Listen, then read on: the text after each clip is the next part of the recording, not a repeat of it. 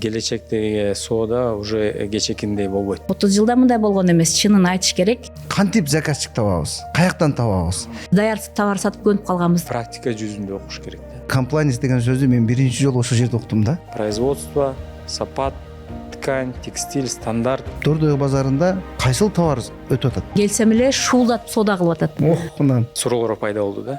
Эмне үчүн биз тие албайбыз деп. Ат эне да? Жок, декретте отурган эне. Эне ошол чечеби?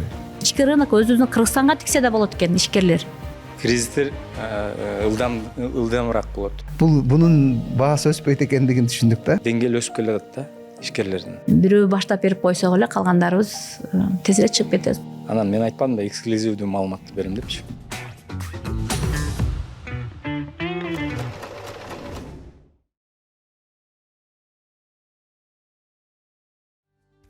Саламатсыздарбы? Бизде сонун жаңылык. Тикме бот сиздин күнү-түн иштей турган онлайн жардамчыңыз. Мурда Google'дан маалымат алгандай эле, азыр Тикме бот сиздин тигүү тармагы боюнча сурооңуздарга жооп бере алат. Тикме бот менен анализ жүргүзүп, чет мамлекетке сунуш камдоого, туруктуу кардар менен иштөөгө жана жалпы эле иш жүргүзүүдө пайдасы тиет. Тикме бот кыргыз жана орус тилдеринде жооп бере алат. Бир ай акысыз колдонууга катталыңыздар. Шилтеме видеонун алдында. Сурооңуздар болсо, бизге Тикмеге жазыңыздар.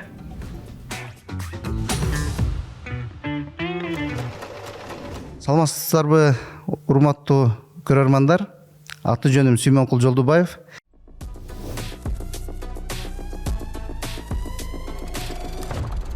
Бүгүн биз Кыргызстандагы тигүү тармагында эмгеги чоң кишилер менен чогуу баарлашабыз.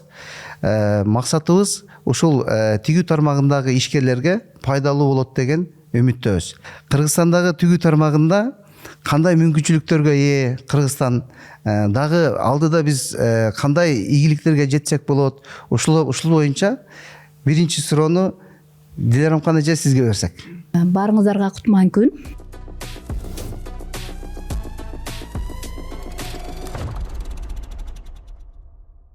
Азыр эле биз эфир башталарга чейин Сүймөнкул мырза айтып кетти, тигүү тармагы кантип башталган деп. Биз биринчи болуп Кыргызстанда кошуна мамлекеттердин ичинен Дордой базары ачылган. Дордой базары ачылгандан кийин мен дайыма айтып келем, Кытайдан алып келген товарлар сатып жүргөндө кошуна мамлекеттен чоң размерлерди сурап башташкан. Андан кийин ошол размерлерди сураганда Кытайда тиге албаганына байланыштуу кыргыз ишкерлери тигүү цехин баштаган. Тигүү цехтерин башташып, азыркыдай болуп мына жетишкендикте болуп, поточный болуп, фабрикалар аябай жетишкендикте иштеп жатышат. Ал кезде мындайча айтканда дикий базар деген сыяктуу эле ар ким өзү билгендей лекалдарды жасап иштеп башташкан. Учурда кыргыз тигүү тармагы дүйнөлүк рынокко чыгууга эң чоң потенциалга ээ. Себеби бизде айтышат, илгериден айтат, баатырлар, мен дайыма айтып келем, ууга чыгып, өзүнүн элин багуу үчүн удан ар түрдүү олжолорду таап келген экен. Бизге Кудайга шүгүр азыр эми Кыргыз экспорт борбору мына жетекчиси Урмат Такиров бүтүндөй баатыр эле деп айтсак болот. Себеби ар бир мамлекетке барып, ал жердеги жагдайды, биздин тармакка ылайык товарлар сатылат, ошолордун баарын билип, байкашып келип, ошого ылайык кылгандан кийин кыргыз ишкерлерин алып барып, бул чынында эле 30 жылда мындай болгон эмес, чынын айтыш керек. Азыркы кезде Кыргыз экономика жана коммерция министрлиги, Кыргыз экспорт борбору софинансирование кылып ишкерлерге көптөгөн көргөзмөгө барганда акчаларын төлөп берип, жардам беришип, сүйлөшүп жатышат.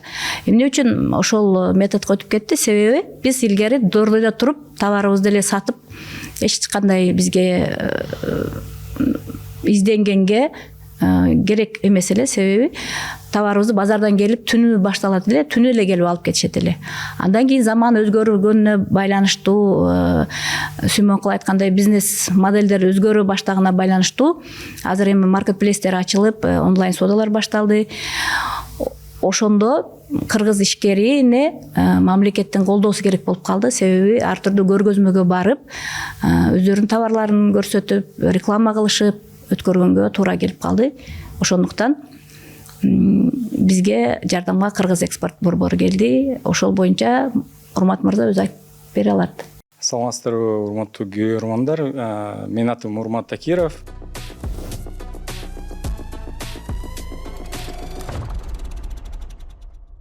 Азыр 1,5 жылдын ичинде бир нече натыйжаларды жеттик. Дүйнөлүк мындай базарларга, дүйнөлүк биздин кошмо мамлекеттерге же алыс мамлекеттерге биздин экспорт кылган өндүрүлгөн продукцияны ошол жака чыгарганга мүмкүнчүлүк көрсөтөбүз. Биздин максатыбыз ушул негизинде орто мөөнөттүн ичинде биякта система түзүү.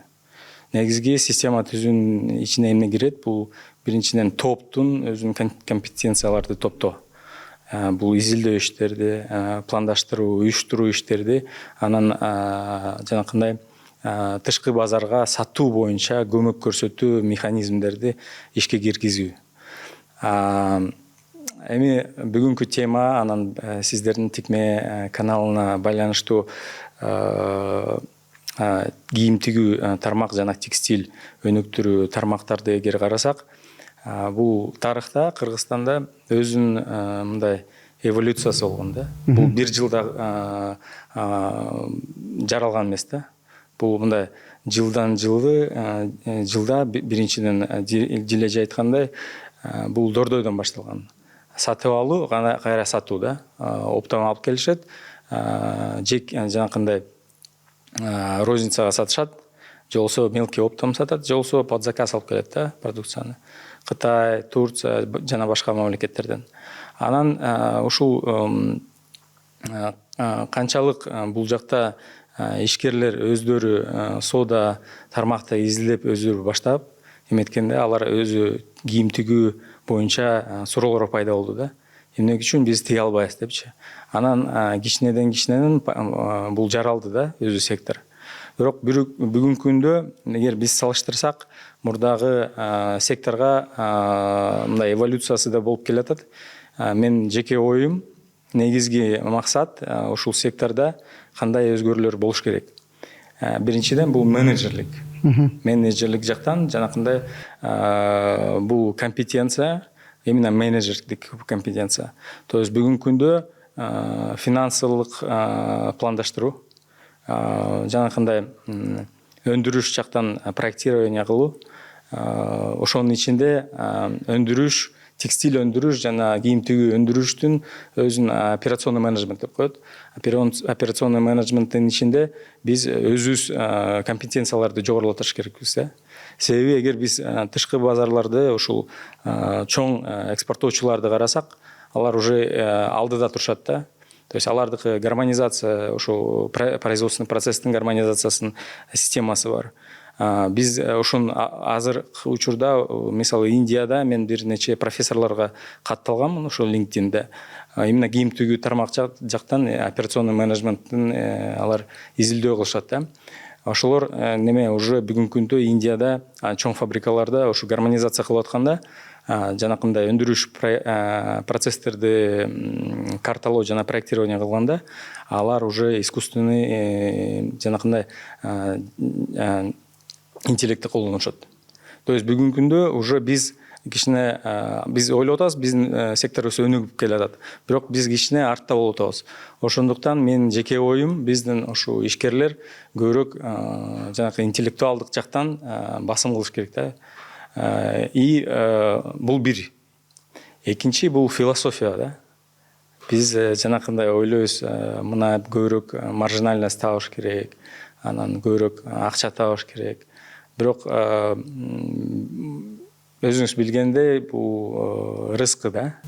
Бүт дүйнөнүн эмесин, байлыгын биз топтоп албайбыз. Ошондуктан биз мындай сапаттуу өзгөрүүлөрдү киргизиш керекпиз.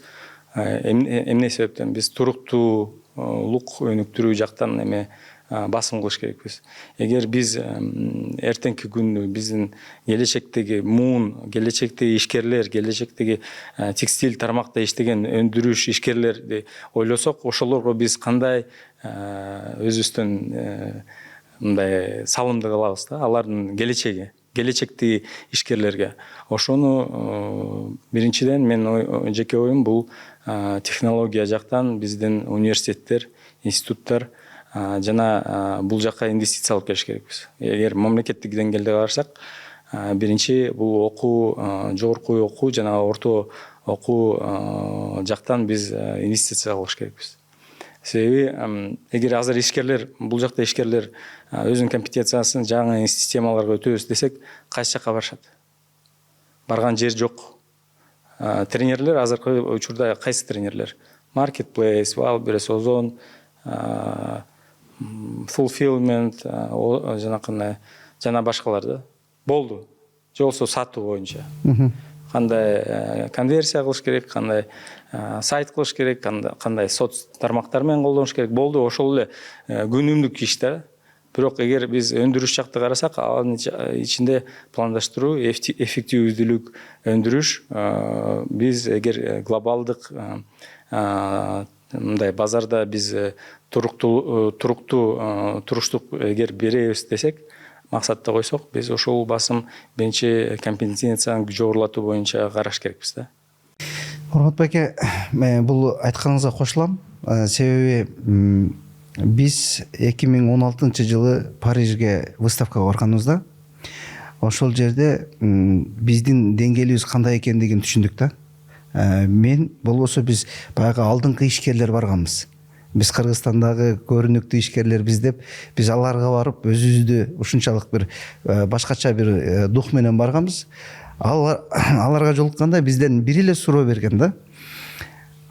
Заранын менеджерлери келип, биз менен заказ беребиз деп отурганда, силерде комплайнс барбы деген суроону берген да.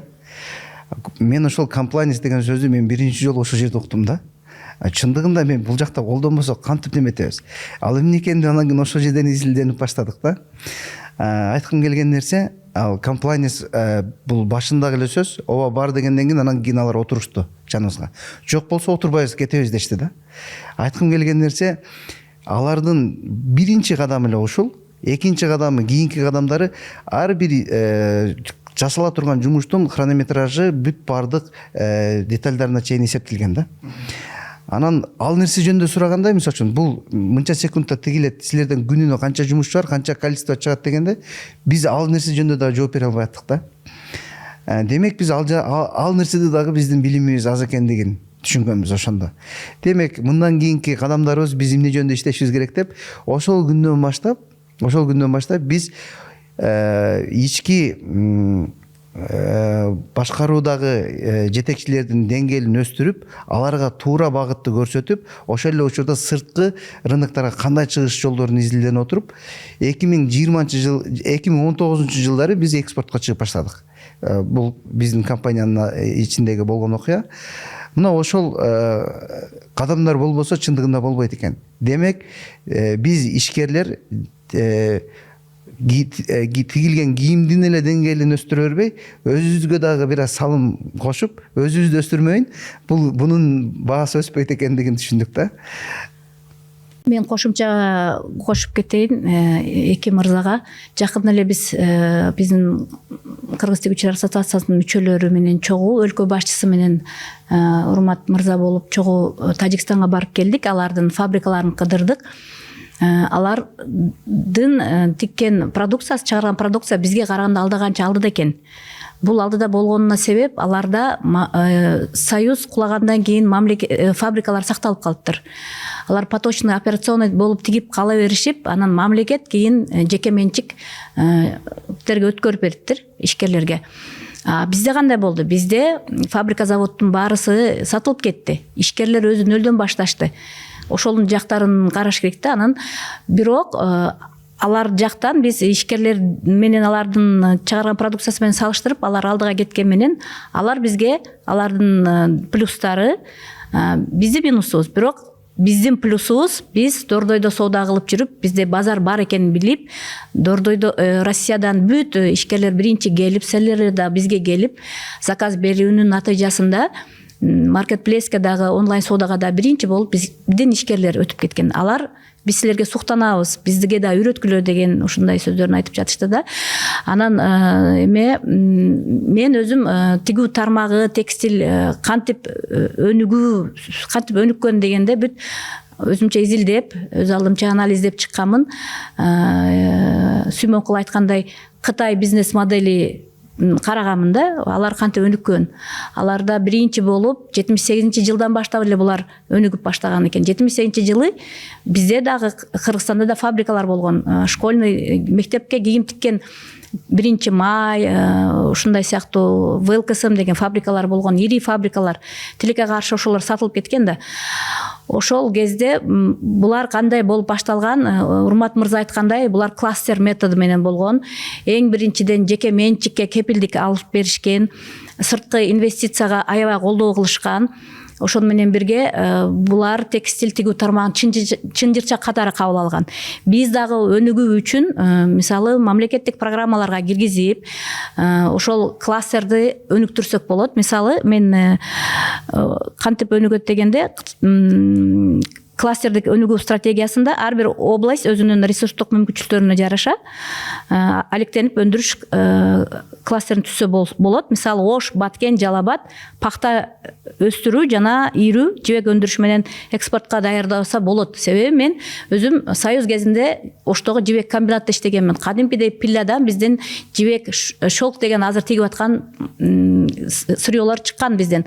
Ошону кайрадан мамлекетке программа кабыл алып, стратегиясын жазып, кайра киргизсе болот. Бизде пакта дагы өсөт. Бизде Медербек Ахматалиев деген бала жакында келишим түздү. Ушул пакта ийрүү боюнча ачуу. Себеби бизде ушул кластер менен жумушту баштаганда биздин чыгарган продукциябыз арзан болушу мүмкүн. Мисалы, Чүй областына логистикалык борбол кылып тигүү цехтерин жана дүкөндөрдү ачса болот. Ысык көл Таласка кездеме току кайра иштетүүчү ишканаларды, Нарын областында болсо жүндөн, териден жана табигый булактардан экологиялык таза текстиль өнүктүрсө эмне үчүн болбосун? Бизде ХБК деген болгон, мурда пакта өндүргөн завод болгон, жибек чыгарган комбинат, шелк комбинат, жибек комбинаты болгон. Ошол кластер менен чынжырча болгондо, бизде өзүбүздөн продукция чыкканда, ошондо бизде атаандаштыкка жооп бере алабыз. Себеби биздин тигүү тармагын Кыргызстан баштаган менен учурда кошуна мамлекеттерде бизден арзан чыгып жатышат. Себеби бизде Кыргызстанда биринчи ишкерлер баштаганда калаган акчаны тигүүчүлөргө төлөгөндөй болуп, көп товарлардагы чыгарган продукция кымбат чыгып калат. Бирок биздин ишкерлер азыр ошонун да жолун таап, арзан баада чыгуу үчүн Кытайдан ортомчусуз түз сырьёлорду алып дагы иштеп жатышат. Ошондуктан аракет кылып чыксак болот дагы калган жактарга. Убакыт сынагынан өткөн ишенимдүүлүк, алдыга карай умтулган сервис. Оптима банк сиздин ишенимдүү өнүктүшүңүз. Мурат байке, мындай маселе бар да. Сиз эми биздин тармакка келип кичине аралашып, акыркы учурда тыгыз иштешип калдык да сиздер менен. Анан негизи эле Кыргызстандагы тигүүчүлөрдүн башында эки эле базар бар да. Бул Дордой базар, бул Люблино базар. Андан башка базарды элестеткенге дагы аракетти кылышпайт, себеби муктаждык жок болчу. Муктаждык да жок болчу. Бүгүнкү күнү ошол базарларда бүгүнкү күнү жакшы иштебей калгандан улам бүгүнкү күнү акырындык менен изденүү башталды. Кээде мен айтып койчу элем, мээдеги дуалдарды жыгытайлы депчи, тосмо.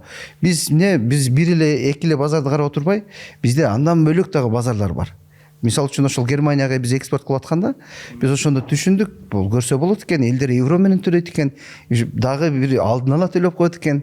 Биз карыз берип коюу эле акчасын сурап отурчубуз да башта. Бул жерде айткым келген нерсе, биз ушул эле тарапты карай бербестен, балким башка тараптарды карайлы. Мисалы үчүн айтайлы, Тажикстанды карасак эмнеге болбойт, ары барып Афганистанды карасак эмнеге болбойт. Аларга деле муктаж болгон, алардын табитине туура келген бир кийимдерди тиксек эмнеге болбойт деп, ишкерлер менен бул мындай талкуу жүргүзүп калчубуз да. Бүгүнкү күнү дагы ушул биздин тикме маектерибизден улам бул жака жазган кишилер аябай көп. кантип заказчик табабыз, каяктан табабыз, бизге ким алып келип берет, баштагы ишибиз болбой атат го. Бизнес моделдин өзгөргөнүн булар дагы кээ бир кабылдашы кыйын болуп атат. Ошону менен бирге кайсы жактан издешин дагы билбей атат да. Ошолор боюнча сиздин пикириңиз бүгүнкү күнү кайсыл офлайн бүгүнкү күнү канчалык деңгээлде иштеп атат, онлайн кандай иштеп атат алдыда кандай күндөр бизди күтүп атат? Чоң рахмат сурооңуздарга. Негизги боюнча ушул сиз билгендей бизге чоң мындай дүйнөлүк базарды эгер карасак, трендтер боюнча негизги чоң трендтер бар, мега тренд деп коет. Мега трендтердин ичинден мындай жаңы экономикалык күч пайда болот деген, же болсо экономикалык борборлордун жылышы болуп эсептелген бул мега тренд да. Мындай эгер жалпы мындай дүйнөлүк эмени карасак, биринчиден бул эмнени билдирет? Бул жанакы батыш мамлекеттерден, жанакы Европа, Америка, Кошмо Штаттардын бул экономикалык борбор деп эсептелгенде, глобалдык экономикада. Азыркы учурда бул жылыш болуп атат да Кытай менен Индияга. Бул мындай глобалдык тренд, мега тренд деген билдирет да. Бул эмнени билдирет? Ошол мамлекеттер байыйт, анын ичинде жанакындай бай класс пайда болот. Бай класс премиум товарларды сатып алат. Алардын жанакындай өзүнүн талаптары жогорулайт да. Бул эмнени билдирет? То есть жанакындай сатып алуучулардын күчү деп коет да. Сатып алуучулардын күчү ушул жакта пайда болот кайра. Бул жаңы мындай дүйнөлүк соода боюнча парадигма, мындай жылыш болот да ушул жака. Бул бир. Экинчиден, эгер биз акыркы 5 жылдын анализин карасак, ушул именно пандемия учурунда сиз өзүңүз билгендей электрондук соода аябай өнүп кеткен да. Тез арада, кыска мөөнөттө абдан мындай доставка, маркетплейстер, dark сторлор, жанакындай quick commerce деген, e-commerce деген пайда, жаңы терминдер, жаңы экономикалык жаңы секторлор пайда болду да. Бул эмнени билдирет? Бул жанакындай келечектеги соода уже кечекиндей болбойт деген. Жылдан жылы бул сонун көлөмү ошо e-commerce жакта өсүп келатат. Бардык секторларды айта албайм, бирок именно кийим тигүү тармагы, жанакы кийим, текстиль, үйгө колдонгон текстиль, эгер секторларды карасак, бул сөзсүз түрдө бул экономика, ушу соода e-commerceга жылып кетип атат. Абдан тез. Бирок кээерки секторларды эгер ошол эле нишаларды карасак, акыркы жылдарда мисалы ошол биздин Россия Федерациясынын базарын карасак, мисалы биздин кичинекей балдардын кийими, мисалы, ал e-commerceга келбей жатат. Ал жактан өсүү болбой жатат. То есть бул ар бир товардын, ар бир сегменттин, ар бир нишасынын өзүнүн эмеси бар да. Күч. Бул сатып алуучунун күчү. Кайсы жактан кантип ар бир сатып алуучу кантип өзүнүн товарларды сатып алат, customer journey деп коет. То есть жанакындай кантип ал чечет, качан мен алам товарды, кантип алам, каерден алам, кантип тандап алам, кантип бааларды салыштырам деген нерсени customer journey. То есть ушул негизинде эгер салыштырсак, бардыгы ушу кийим тигүү тармакта ушул Россия Федерация бизде 95% андан да жогору экспорт бул Россия Федерациясына кетип атат. Эгер ошону карасак, именно кичинекей балдардын кийими e-commerceга келбей жатат. Бул мындай караш керекпиз да. Бул эмнени билдирет? Биринчиден, мындай эгер изилдөө же болсо мындай ой пикирди жүгүртсөк, ким чечим кылат ошо кичинекей балага кийимди сатып алганга? Кандай деп ойлойсуз? Ата-энеси? Жок. Туралак мындай кичине тура, бирок точно айтыңызчы ушуну. Так айтыңыз. Бул декретте отурган эне. Ой, эме ата-эне да? Жок, декретте отурган эне. Эне ошол чечеби? Ошол чечет. Ошол билет. кичинекей балдарга, Эмне керек экени? наристерелерге эмнени сатып алыш керек. Размери баланын жанакындай өсүшү, узундугу, шымдардын, жанакы пеленкалардын анын ата билбейт. Ал эне билет.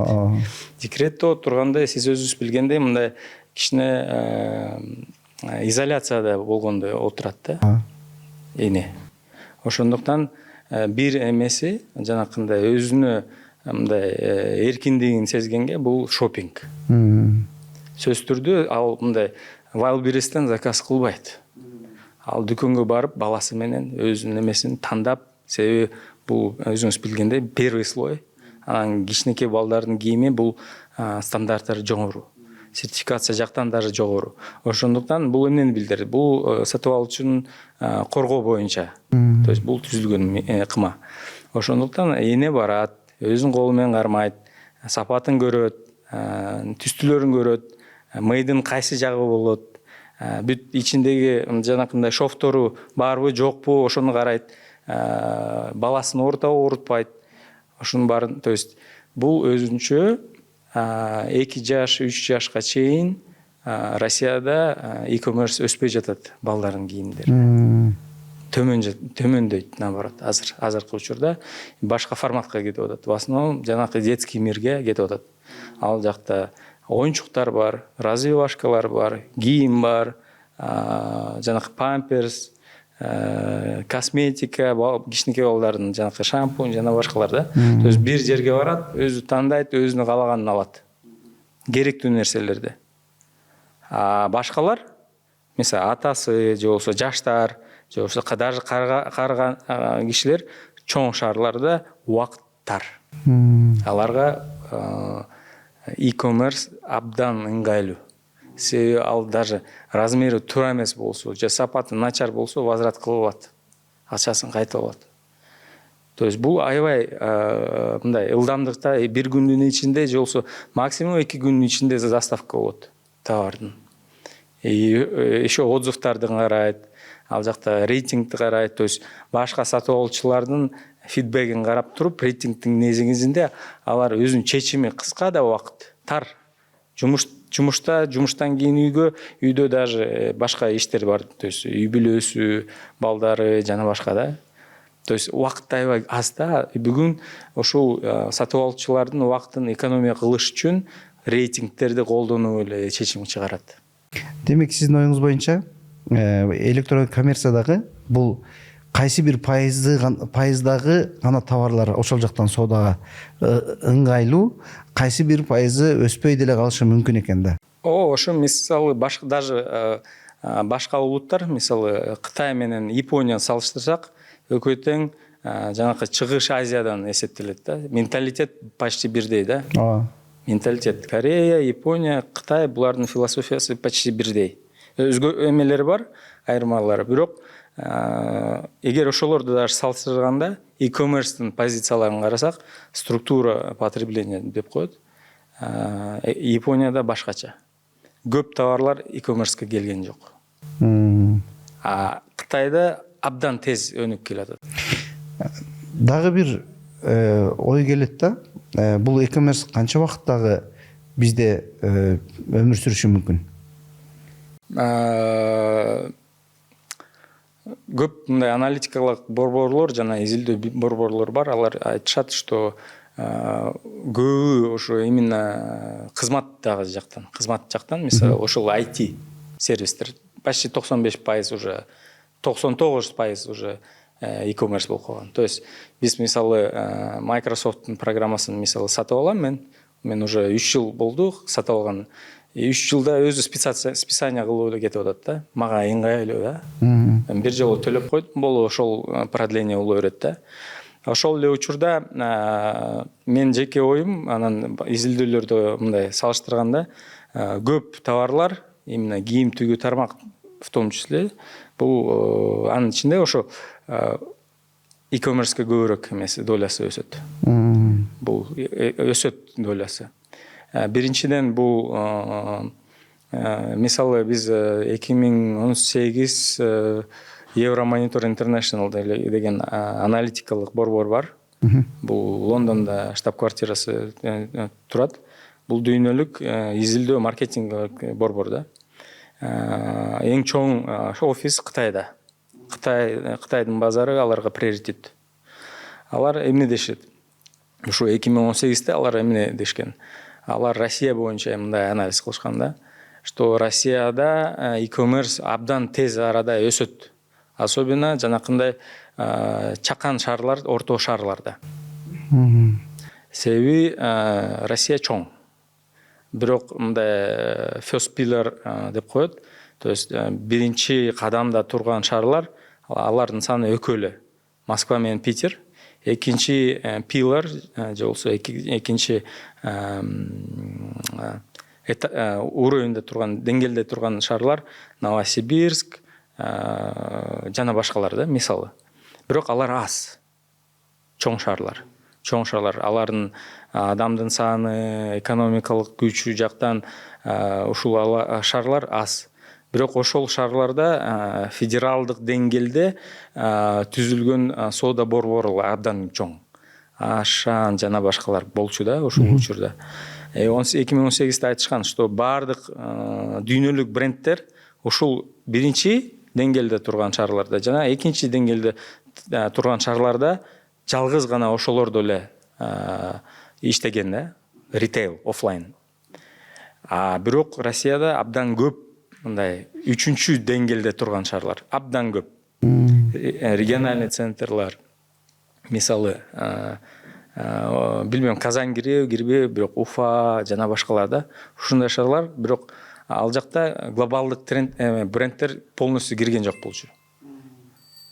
Ошондуктан именно ошол трендти карагандан кийин ал учурда еще Wildberries чоң позициялары жок болчу да, мындай lamoda.ru, Wildberries, ошолор брендтер, жанагы глобалдык брендтер только ошол аркылуу сатып аласың да, эгер ошол шаарда турсаң. Ошон үчүн алардын именно тренд ошондой болгон. То есть эгер брендти сатып алам десең, анда чакан шаардан сен только e-commerce аркылуу сатып аласың. Напрямую чоң шаарга барып ыңгайсыз да. Барып, шоппинг кылып, кайра келип ыңгайсыз. Эгер немени карасак, ошону биз азыркы учурда убакыттын таарын карасак, ошо экономика жактан сиз өзүңүз билгендей дагы бир мега тренд бул урбанизация. То есть шаарга көчүү. Шаарга ошо ар бир мамлекеттин ичинде айылдан шаарга көчөт да адамдар. Бул глобалдык тренд. Бул жалгыз гана Кыргызстанда эмес, бул глобалдык тренд.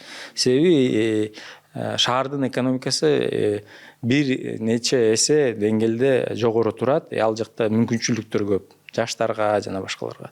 То есть бул эмнени билдирет? Урбанизация бул экономика масштаба деп коет да, экономика масштаба. То есть e-commerce аябай экономика масштабага байланышкан. То есть Распредцентр 1 миллиондук шаарды камсыз кылып алат, 10 миллиондук шаарды камсыз кылып алат, 20 миллиондук шаарды камсыз кылып алат. То есть бул экономика масштаба бар да. Сен бир эме система менен канчалык көп адам болсо, ошончалык көп прибыль табасың. То есть ыңгайлуу эффективдүүлүк жол менен. То есть мен жеке оюм ушу кийим тигүү тармак алдыда ушу жалгыз e-commerce өтүп кетиши мүмкүн. Жалгыз. Анын ичинде биз 2021 жылы мен ошо жеке тренингтерди уюштургам, ишкерлерге жана ушу биздин тышкы иштер министрлигинин тобуна, анын ичинде элчиликтер, консулдуктар аларга тренинг уюштурганда биз мындай трендтерди караганбыз, что бүгүнкү күндө даже мындай да, сага туура келген, сенин фигураңа туура келген кийимди уже заказ кылса болот. Биз бүгүнкү күндө системалар бар да. Мен жакын арада бир компанияга баргам. Ошондой 3D бир технологияда көргөм да. Бир Cool Group деген компания. Ошо көргөнбүз. То есть бул уже мен өзүм ошо инновациялык менеджментте иштегенде мындай сөз бар экен. Келечек уже келди. Бирок эмне себептен биз аны еще мындай жалпы көрө элекпиз. То есть бир ишканада уже мындай технология бар Кыргызстанда.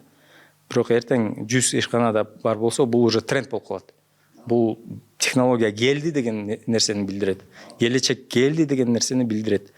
Бүгүнкү күндө бир эле компанияда иштеп аткан болсо, эгер алар натыйжага жетип, башкалар да билет да анычы.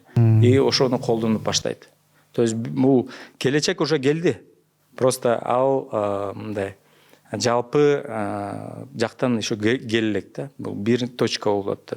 туура айтасыз. Бул нерсени ушул кабылдаш ишкер үчүн кээ бир учурда бир аз мындай кыйын болуп аткан учурлар да болушу мүмкүн. Же болбосо баягы муктаждык болбогондуктан улам дагы убакыт өтүп атышы мүмкүн да. Бул нерсени мен эмнеге айткым келип атат? Эсиңиздерде болсо 2020-жылы бизге карагашалык ковид келди го. Ковид келген учурдан баштап негизи ошол эле учурдан баштап баягы бир жака барыш, келиш нерселерди биз ошол онлайн көрүшүп баштадык. Алыс сатыш нерселер дагы. Биз үчүн ошол маркетплейстин жанданышы ошол учурда башталган экен. Бирок биз аны түшүнгөн жокпуз да. Айтайлы, биз дордойчулар түшүнгөн жокпуз. Күн өттү 2023-кө чейин биз товардын границалар жабык болгон үчүн товардын муктаждыгынан биз аны сезген жокпуз. Бизде мисалы үчүн СНГга сата турган товарларыбызды Россия Федерациясына сата бердик. Бизде баягы товар жетишсиздиги чоң муктаждык болуп тура берди, биз соодабызды жүргүзө бердик. 2023-тө Кытай ачылгандан баштап мына бүгүнкү күнгө чейин мындай айтканда соода жок. Себеби алар дагы баягы соода кылбагандыктан улам бир канча соода товарлары жыйылып, биздин товарлардын алдында аябай арзан и көп товарларын киргизгендиктен бизге соода мүмкүнчүлүгү болбой калды. Ошол эле учурда биз онлайнга өткөн жокпуз. Өтпөгөндүктөн улам дагы биз мындай айтканда маркетплейстин даамын сезбей жүрө бердик да. Негизи биз 20-да башталганда балким биз бүгүнкү болуп аткан кризисти балким сезбей калат элек. Азыр жалпы текстиль тармагында кризис болуп атат. Биз ошону сезип атабыз. Балким кризис болуп аткан жок, модель өзгөргөнүн кабылдабай атабыз да. Сиз айткан жаңы баягы келечек келди, бирок ошону кабылдабай бир канча жылдан кийин кабылдагандай бүгүнкү күндө дагы биз ушул абалда турабыз да. Туура айтасыз. Негизи дагы бир терминди айтып кетейин ошо көрөрмандарга. VUCA Times деген англисче. Volatile, uncertain. Бул эмнени билдирет? Азыркы учур тез арада өзгөрүүлөр болот. Кризистер ылдамыраак болот. То есть глобалдык жактан карасак, 2019-дан баштап, даже 2014-төн баштап глобалдык кризистер башталды. Нарушение цепочек поставок деп коет, жанакындай согуш башталган да. Жанакындай башка эгер секторлорду карасак, мисалы Япониянын маркетте ошо 2020-дан кийин, февралдан кийин алардын балык сектору абдан чоң да экономикада. Айыл чарба продукция, аквакультура, жана балык кармаган морепродукты деп коет. Абдан төмөнүдө соодасы. Бул тетиги Европада болуп аткан окуя балык тармагына таасир этти. Бул эмнени кантип билдирет? То есть Япония бул туруктуу экономика. Бир 20 жылдын ичинде дефляция болуп келаткан экономика. То есть булардын инфляция эмес, булардын дефляция. Баалары түшүп атат. Мындай же болсо 0, же болсо түшүп келатат да. То есть бул отрицательный мындай экономиканын өсүшү жок. Биринчиден, экинчиден покупательная способность өспөй жатат и турук. Мындай стагнация да, стагнация. Бул биринчиден. Экинчиден, Японияда өзүнүн алардын маданияты бар да. Баасын көтөрбөйт да оңой мененчи. Себеби алар мындай жоопкерчиликтүү адамдар да, калкта аларчы. Мына даже эгер баасын көтөрсө, алар тим эле мына кечирим сурап туруп, бардыгы эң чоң деңгээлде турган менеджер, ушул компанияны уюштурган учредитель, карган чал, мынтип өзүн туруп кечирим сурайт да, мороженое 10 центке көтөрүш үчүн. А балык тармагына кантип таасир этти? Могу Европада болгон окуя. Европа менен эки мамлекеттин ортосуна башталганда сразу санкциялар башталды. Тиги мунайдын баасы өстү. Глобалдык боюнча мунайдын поставкасы төмөндөдү. Бирок баалар абдан чоң жогору өстү. Бул кайсы секторлорго таасир этти? Бүт химия менен байланышкан секторго. Химияда эмне бар? Пластик, упаковка.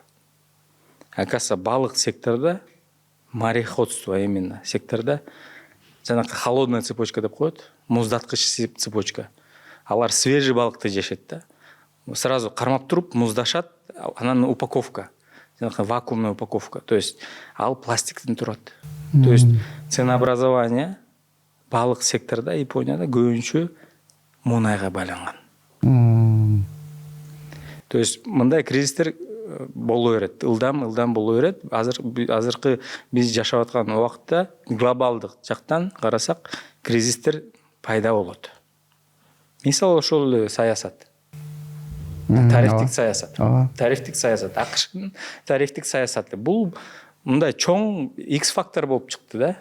Жанакы тиги эме Сапиенс же болсо кара лебедти оксо, бул жанакындай непредсказуемый фактор болуп чыкпады. Азыр мындай соода вообще биринчи кварталда өсүү болду кийим тармакта, Кытайдыкы. Экинчи кварталда уже түшүп калды. То есть алар биз тарифти киргизебиз дегенде Кытайлар өндүрүштү резко көбөйтүп, складка түшүрүп Америкага и мындай өсүш көрсөттү да Кытай. Негизги партнер Кытайдыкы бул АКШ. Биринчи кварталда өсүү көрсөттү. Тарифтер киргенден кийин экинчи кварталда сразу төмөндөдү соодасы. То есть бүгүнкү учурда биз мен жеке оюм ишкерлер тез арада үйрөнүш керек. Адаптивдүүлүк деп коет. Адаптивдүүлүк ар бир ишкердин аз бүгүнкү мындай жумшак компетенция деп коет, soft skill. Жумшак компетенция бул эң биринчи орунда болуш керек. Адаптивдүүлүк. Ага мындай эркин ой жүгүртүш болуш керек. И көп тармактан маалыматты алып туруш керек да адамдар. Илгери дележе базарда 30 жылдан бери бир эле модель менен иштеп келдик да биз. Бир эле Мадинанын ишкердин баруучу жолу белгилүү эле. Эртең менен товарды жүктөп алып Тордойго барат, эртең мененки саат таңкы 4-тө. Саат 10-до контейнерди жаап, Мадинага барып, баягы рулондорду алат, анан цехке алып келип таштайт. Мына ошентип эле жашачубуз да. Азыр Урмат мырза айткандай, бул жерде чындыгында чоң өзгөрүү болду. Бул ушул өзгөрүү дагы бул баягы 30 жылда башта өзгөргөн болсо, мындан аркысы 1 жылга дагы жетпей атат да. 1 жылга жетпейт. Кээ бир нерселер жумада, айда өзгөрүп кетип атат да. Мен да ушул баса белгилеп айткым келет. Ишкерлер бүгүнкү күнү чындыгында ар бир өзгөрүүгө даяр болуш керекпиз, и ар бир өзгөрүүнү күтүш керекпиз, ошол өзгөрүүгө аракет кылышыбыз керек. Даже өзүбүздү тынымсыз өзгөртүп турушубуз керекпиз да. Антпесек мына алдыңкы бизнес модельди түшүнгөнчө дагы 10 жыл өтүп кетиши мүмкүнчүлүгү көрүнүп турат да. Дележе сизге бир суроо. Бизде аябай көпчүлүк ушул жеке Кыргызстан ичиндеги ишкерлерде ушундай суроо келет. Кыргызстандын ичинен кандай заказдарды каяктан тапсак болот? Кыргызстандын ичиндеги баягы чоң фабрикалар эми макул сырттан табат экен. Кичинекейлер каяктан тапсак болот деп. Биздин ишкерлер көбүнчө экспортко, Россияга кошуна мамлекеттерге сатып үйрөнүп калган. Эми азыркы ушундай убакыт келе жатат. Ар бир ишкер өзүнүн үстүнөн өзү иштеш керек болуп жатат. Себеби биздин мамлекетте бренд менен иштеген ишкерлер аз чынында. Мен байкашымча Банита деген жалгыз тигүү аялдардын кийим тиккен бар, бренд, анан Толор бар, дагы кайсы бар? Биадам бар, Биадам. КТДШ бар. Ошол Кыргызстан ичиндеги бир белгилүү 3-4 брендтер бар. Анан азыр бизде Fashion Mall деген, учурдан пайдаланып айтып коеюн, Fashion Mall деген Силкой индустриалдык парк жакта тигүү тармагындагылар, жалпы тигүү тармагындагылар биригели деп бир платформа, бир аянтчага биригели деп учурда биз ошол жака биригип жатабыз. Бул деген ар бир ишкерлер, мисалы азыр Кыргыз экономика жана коммерция министрлиги иштеп жатат логотипти. Made in Кыргызстан деген сыяктуу. Себеби ишкерлер бүт Россия менен иштешет, арасынан эч болбогондо бир ишкер бирден брендти чыгарса, ошол бир этикетка менен сатса, ички рынокко өзүбүздүн мамлекеттен баштаса, ошентип баштаса болот деп ойлоп жатабыз. Себеби Самаркандта атайын арзан кийимдер саткан түнкү базары бар. Өндүрүшчүлөр өздөрүнүн мындай сезон өтүп кеткен товарларын арзан кылып сатышат. Биздин ишкерлерде дагы бир жумада бир жолу ошол Силкой Fashion Mall базар ошол рынокто өтпөй калган товарларын сатуу мүмкүнчүлүгү болот. Ошол менен бирге ар бири бирден даяр брендти чыгарып бир кийимдин үстүнөн тиксе, ошону чыгарып сатууга мүмкүнчүлүк кылып башташыбыз керек болуп атат да. Себеби брендти өнүктүрүү, бул маркетинг брендти өнүктүрүү, бул замандын талабы болуп жатат. Мисалы Өзбекстанда биздикиндей Дордой базары жок болгондагы алар туура жол менен кетишкен, алар бренд боюнча жакшы иштешкен. Ар биринин өздөрүнүн белгилүү брендтери бар. Мына чапан боюнча өздөрүнүн алар түз Европага чыгып кетишкен эртерээк. Биз ошол биз жака бир жагы Дордойубуз ачылган менен экинчи жагы биз даяр товар сатып көнүп калганбыз да. Учурда ишкерлер дагы бүт оборудование жабдыктарын өзгөртүрүшүп, керектүү нерселерин бүт алышып, аябай өсүп атышат биздин ишкерлер дагы. Биздики мобилдүү калк, биздин Кыргызстан ишкерлери. Бирөө баштап берип койсок эле, калгандарыбыз тезирээк чыгып кетебиз буюрса. Бүгүн бул нерсени эмнеге айтып атам? Бүгүнкү күнү эгерде Россияны ала турган болсок, Россиянын ичинде офлайн базарлары баштагыдай жакшы иштебей атат. Мындай айтканда соодасы жакшы болбой атат. Кийим жакшы маркетплейсте, Wildberries'те, Озондо жакшы жолун, ыкмасын таап алган болгон болсо, ал кишинин соодасы жакшы жүрүп атат. Жүрүп атат. Эгерде эми Россия базары биз үчүн жабылып калды, биз аны түшүнө албай атабыз, кичинекей ишкерлер. Анда биз кайсыл рынокто карасак болот? Өзбекстанды карайлыбы, Тажикстанды карайлыбы? Ушул жака тиккендер Дордойдо соода кылып атабы? Ушул жактан кетип атабы? Ушул жакта чынында бизге биздин Дордойдогу ишкерлер Тажикстанга биз мурда түз жакшы сатканбыз. Анан бирок 4 жыл чегара жабык болгондон кийин булардын чынында келбей калганы билинди. Жакында биз ошо сапарга барып келгенде выставка көргөзмө болду.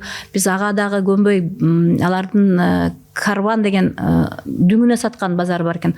Ошол жака бардык, барып изилдегенде алардын көбүнчө Өзбекстандын кийимдер, көйнөктөрү толуп кеттир. Алар айтышты, силер жабылып болгон жабык кезиңерде биз ушуларга көнүп калдык. Аябай пальто тиккен клиенттерибиз бар, ушул көйнөк тиккендерди биз аябай байыттык деп айтышты.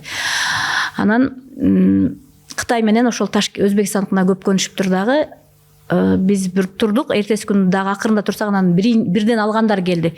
Биз ар бирине жеке сүйлөшкөнгө мен аракет кылдым да, кандай болот, кыргыз товарына, продукциясына буларда муктаждык барбы деп.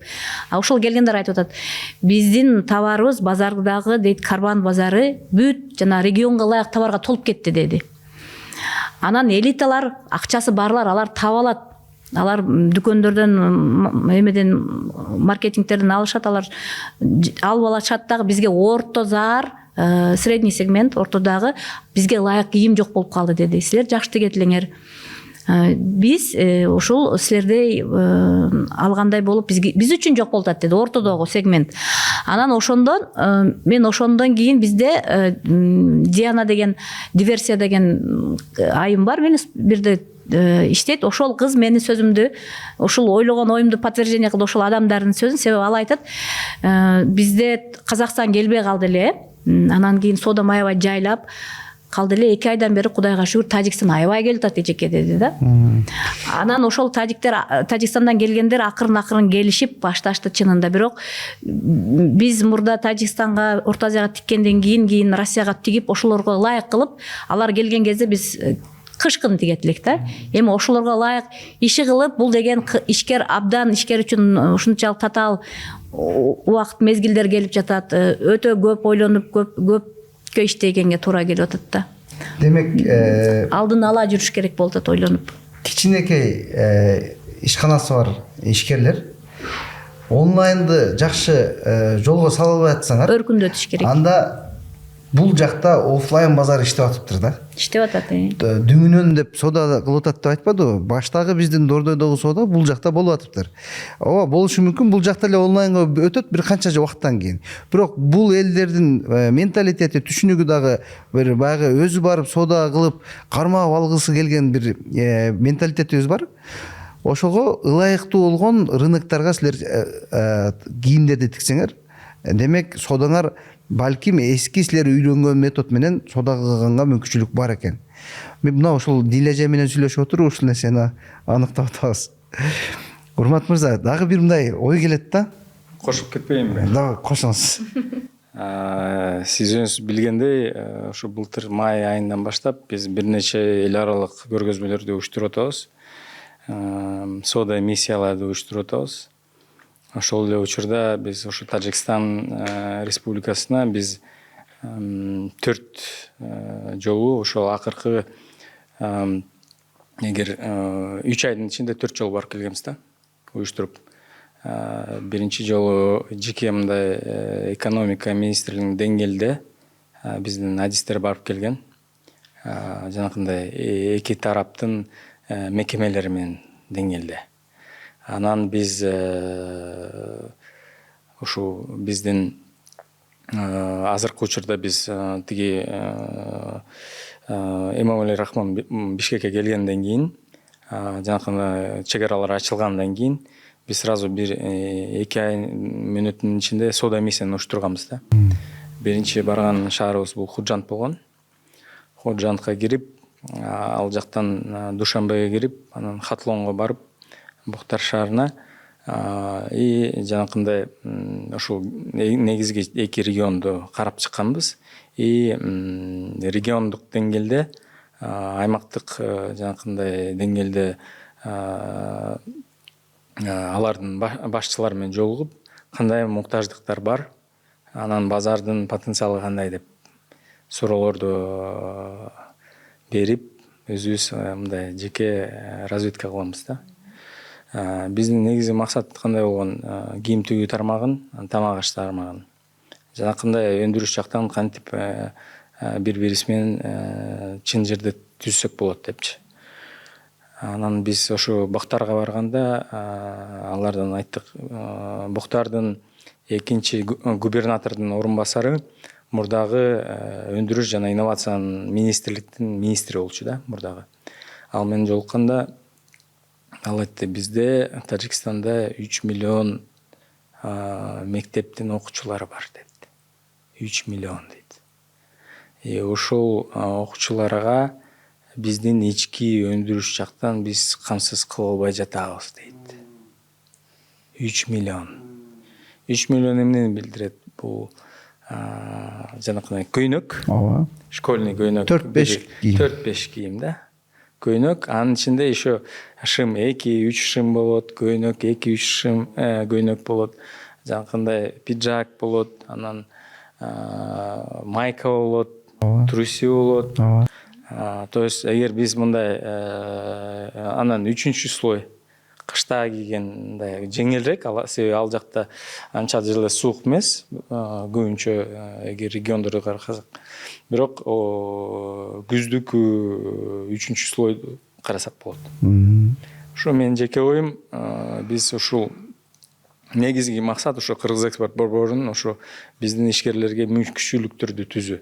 Ушундай соода миссияларды биз уюштурганда биздин сөзсүз түрдө ошо мен ойлойм биздин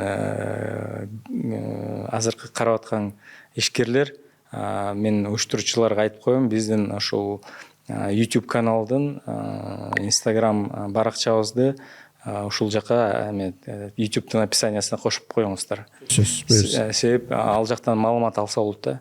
Биз сториске жарыяларды албетте эметебиз, жарыялайбыз, маалыматты постторду, керектүү нерселерди. Мисалы, биз жарыялайбыз ошо бир нече күндөрдү биз соода миссия уюштурабыз, же болбосо көргөзмө уюштурабыз, же болбосо кандай муктаждыктар бар, опрос жүргүзөбүз.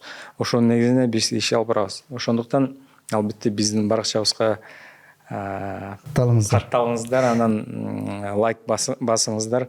Ошондуктан мен ойлойм, сиздерге керектүү, пайдалуу маалыматтарды аласыздар. Бул биринчиден.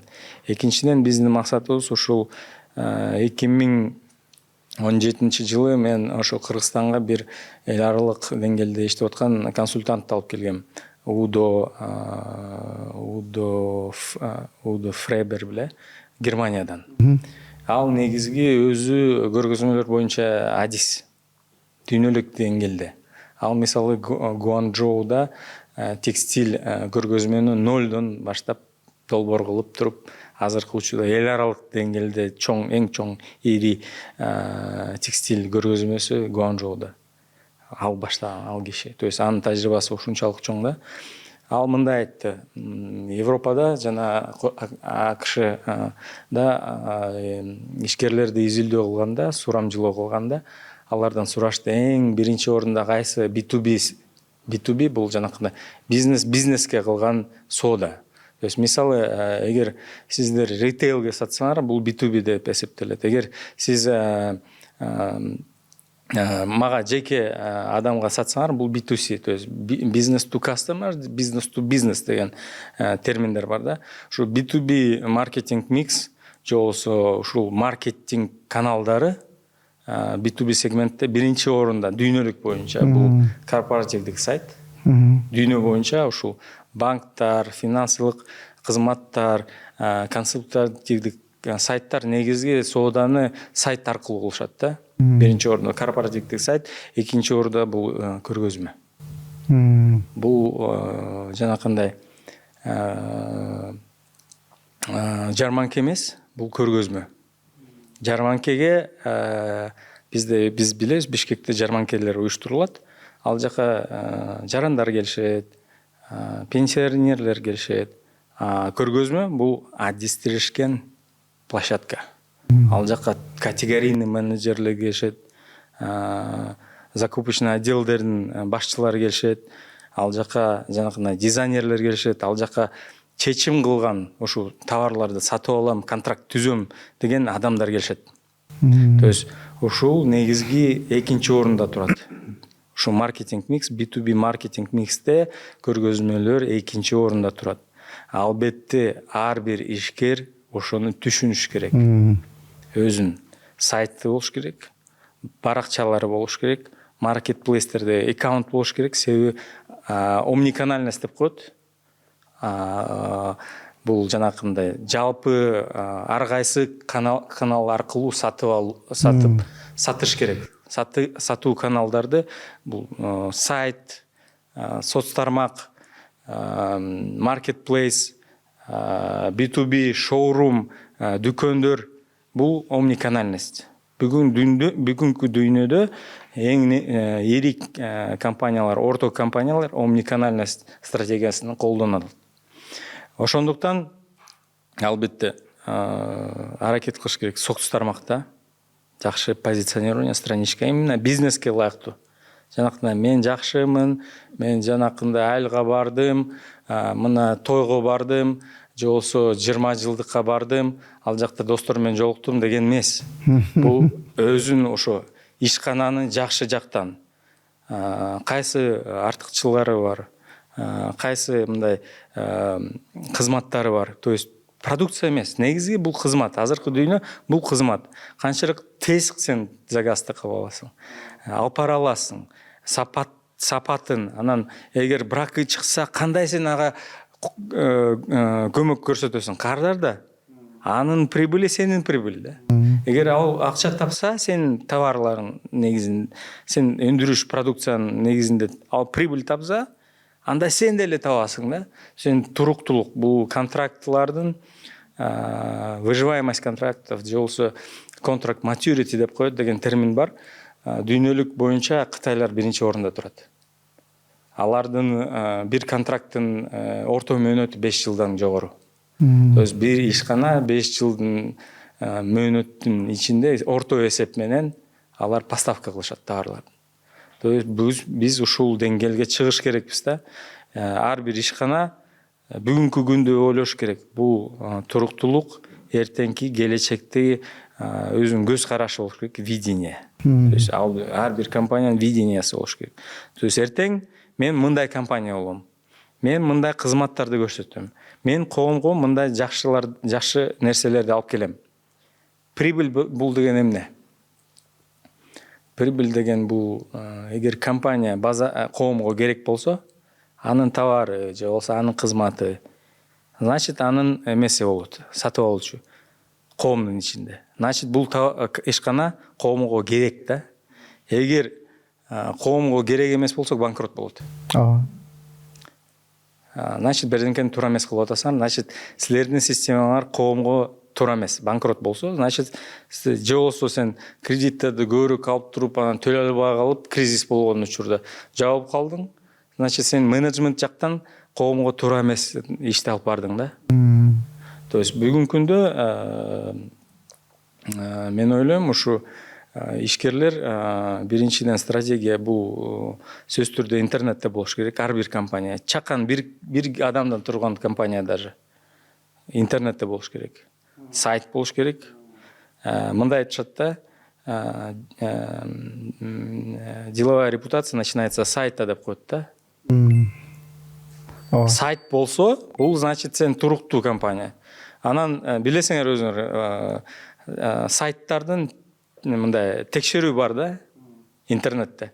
Сен сайттын адресин киргизесиң, анан ал текшерет. Бул качан ачылды сайт? Канча жылдын ичинде бул модернизациялоо болду?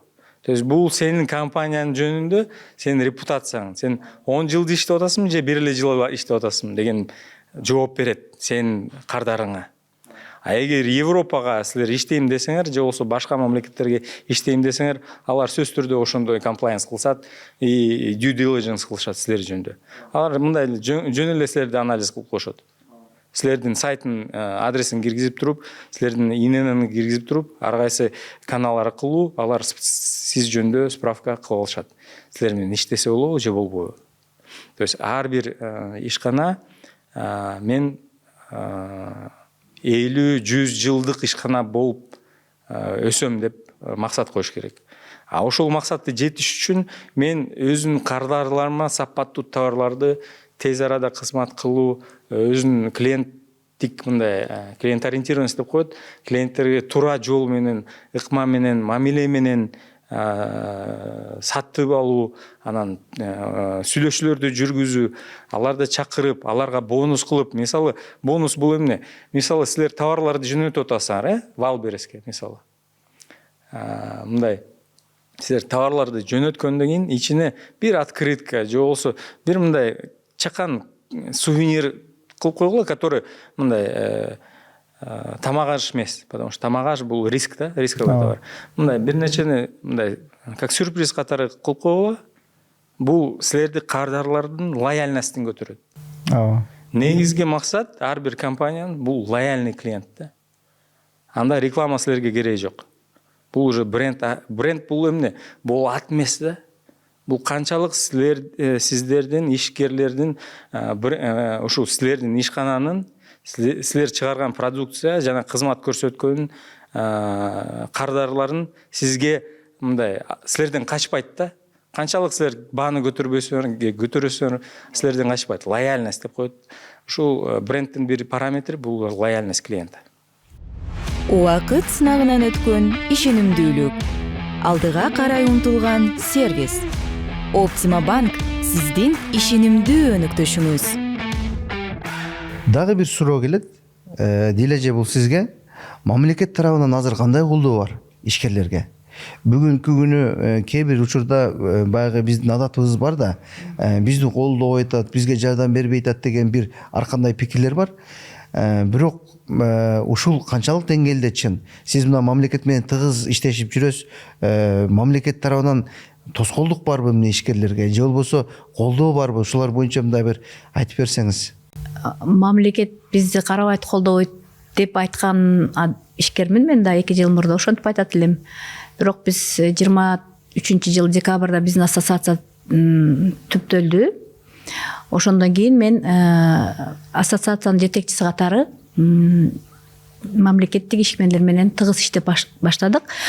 Мисалы Кыргыз экономика жана коммерция министрлиги тигүү тармагын өнүктүрүү багытында мамлекеттик программаларды жана стратегияларды түзүүдө, ишкерге ылайыктуу экономикалык чөйрөнү түзүүдө, салыктык, финансылык саясатты координациялоодо, ошол эле ООН менен ПРООН менен чогуу, мисалы ишкер, сен өзүң билесиң, ишкер эгерде жашыл экономикага байланыштуу таштандылардан завод ача турган жакшы долбоору болсо, инвестиция эмес, грант бөлүп берүүгө ООН менен ПРООН менен ортосунда көпүрө болуп, жана ар түрдүү форумдарга иши кылып, мамлекет менен тыгыз иштеп жатабыз. Жакында эле мен өзүм министрлер кабинетинин төрагасы Адылбек Алешевдин чакыруусу менен кирип чыктым ассоциациянын жетекчиси катары. Ал өзүнүн 2 орун басарына дайындады. Өзүмдүн личный контроль, өзүмдүн жеке көзөмөлүмдө болот. Кандай маселе болсо тигүү тармагы боюнча карайсыңар деп, бул абдан жакшы аянтча ишкер үчүн, абдан биз үчүн жакшы мүмкүнчүлүк деп айта аламын. Дагы бир Кыргыз экономика коммерция министрлигинин Кыргыз экспорт борборунун мына директору менен Урмат Такиров менен отурабыз азыр. Булар Кыргыз экспорт пайда болгондон баштап ишкерге абдан жакшы болду. Ишкерлер ар бир көргөзмөгө барууга мүмкүнчүлүк алып, ошонун артынан софинансирование, булар каржы маселеси боюнча жарымын же болбосо кээде 100% төлөп берип жатышат. Бирок ошол жерде бардык эле, сен айткандай бардык эле ишкерлер бара албайт. Ушул жерде салык боюнча расмий түрдө иштеген ишкерлер, ал ишкерлердин ар бир тандоо процессинде биз барып катышабыз. Себеби көргөзмөгө барганда ал Кыргызстандын жүзү болуп барам деген ар бир ишкердин ошондой ой жашаш керек да. Мына азыр жакында Францияга алып кетип жатышат. Ал Францияга бара турган ишкерлерди да биз өзүбүз тандадык. Мен процесске катыштым. Мен ушул СПМге дагы ушул жака барганым жок, себеби дележе сиз барбайсызбы деп сурашты. Бирок ал жака Кыргызстандын жүзү болгон ишкерлер барыш керек. Эң жакшы сапатты Кыргызстанды уят кылбайм деген ишкерлер барыш керек деп биз поточный тиккен, расмий түрдө салык төлөгөн, ушунун ар бир балл менен саналып, ошонун ар биринен бир күндөн кечке чейин Нурмухамед, Байтүгөл болуп, дагы Азамат Алымкулов болуп чогуу тандадык, тандоо жүрдү да. Кыргызстандын чыккан продукциясылар ушундай болот деген дегендей жакшы пикир калыш керек деген ойдочу. Ошол анан бирок ошону менен бирге бир катар сунуштар бар. Биздин азыр мисалы үчүн сен айтып атасың, Европага чыксак кандай болот дегендей, биздин Кыргызстанда лабораториябыз жок болгондуктан биз 1,5 жылдан бери инвестор даяр бар. Мына буюрса маселе чечилип эле калды. Жакында лаборатория курууну баштайт. Мен өзүм Евразия экономикалык комитетте мүчөмүн. Биздин ассоциациянын 4 мүчө бар. Бизге кече Министерство экономика менен чогуу кат келди. Ал мисалы бул кат эгерде жакында декларация сертификация боюнча абдан биз үчүн катуу убакыт келет, себеби булар Россия тараптан ИАПке мүчө болгон мамлекеттер ушундай кабыл алышты. Сертификация, декларация болбосо экспортко чыга албайбыз деген. Мисалы мына эгерде токсикологиялык индекс 2 баллдан ашса, мындай продукцияны алар экспорт чыгара албайт экенбиз. Ошондой эле жыттын интенсивдүүлүгү 2 балдан жогору болсо дагы экспортко чыкканга тыюу салынат. Булар 2 ай, силерге мөөнөт 2 ай берилет. 2 айдын ичинде даяр болсоңор, биз ушул эмени кабыл алабыз деп өтө көп 39 пункттан чыккан кат келди. Ошону биз бир күндүн ичинде түнү менен мүчөлөр карадык, уктабай кечетен бери. Анан биз аларга ассоциациянын атынан бүгүн кат жолдодук. Биз 2 ай биз үчүн аз, 1,5 жыл убакыт бериңиздер.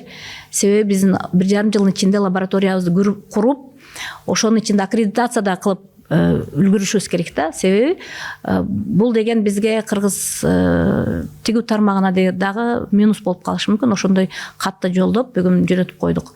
Анан ошол. Жакшы. Мамлекет тарабынан колдоо барбы? Мамлекет тарабынан ошол колдоо ушулар да. Анан мисалы биз учурда айтып коеюн, экономика жана коммерция министрлиги менен мурдагы орун басары Малаев менен, андан кийин азыр Искендер Эсенгелдиевич менен, салык боюнча Кубанычбек Исабеков менен, ошону менен бирге Аслан Базиев, Урмат мырза менен баарысы менен тыгыз иштейбиз. Бирок мен каалайт элем, эмгек министрлиги менен дагы, соц фонд боюнча дагы тыгыз иштегенге же чакырганга, сүйлөшкөнгө болсо жакшы болмок. Себеби азыркы кезде мыйзамсыз миграция боюнча дагы аябай чоң группа ачылып талкуу болуп жатат. Ошондуктан алар дагы активдүү ишкер менен иштесе абдан сонун болмок. Жакшы. Бул суроону эмнеге берип атам да?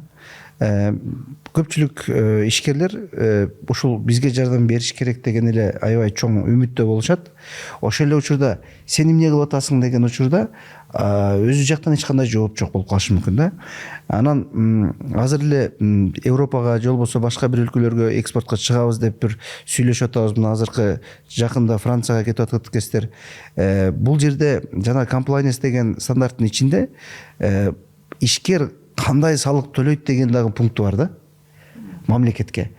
Ошол кандай ишкер экендигиңи, акыркы 3 жылдык төлөгөн налогуңан сенин кандай ишкер экендигиң билинет да. Айткым келет, ишкерлер бүгүнкү күнү Кыргызстандагыдай түзүлгөн шарттан жакшы шарт жок башка өлкөлөрдө. Салыштырмалуу салык саясаты боюнча салыштырмалуу коңшу өлкөлөр менен салыштырайлы. Кыргызстанда эң жакшы шарт Кыргызстанда түзүлгөн.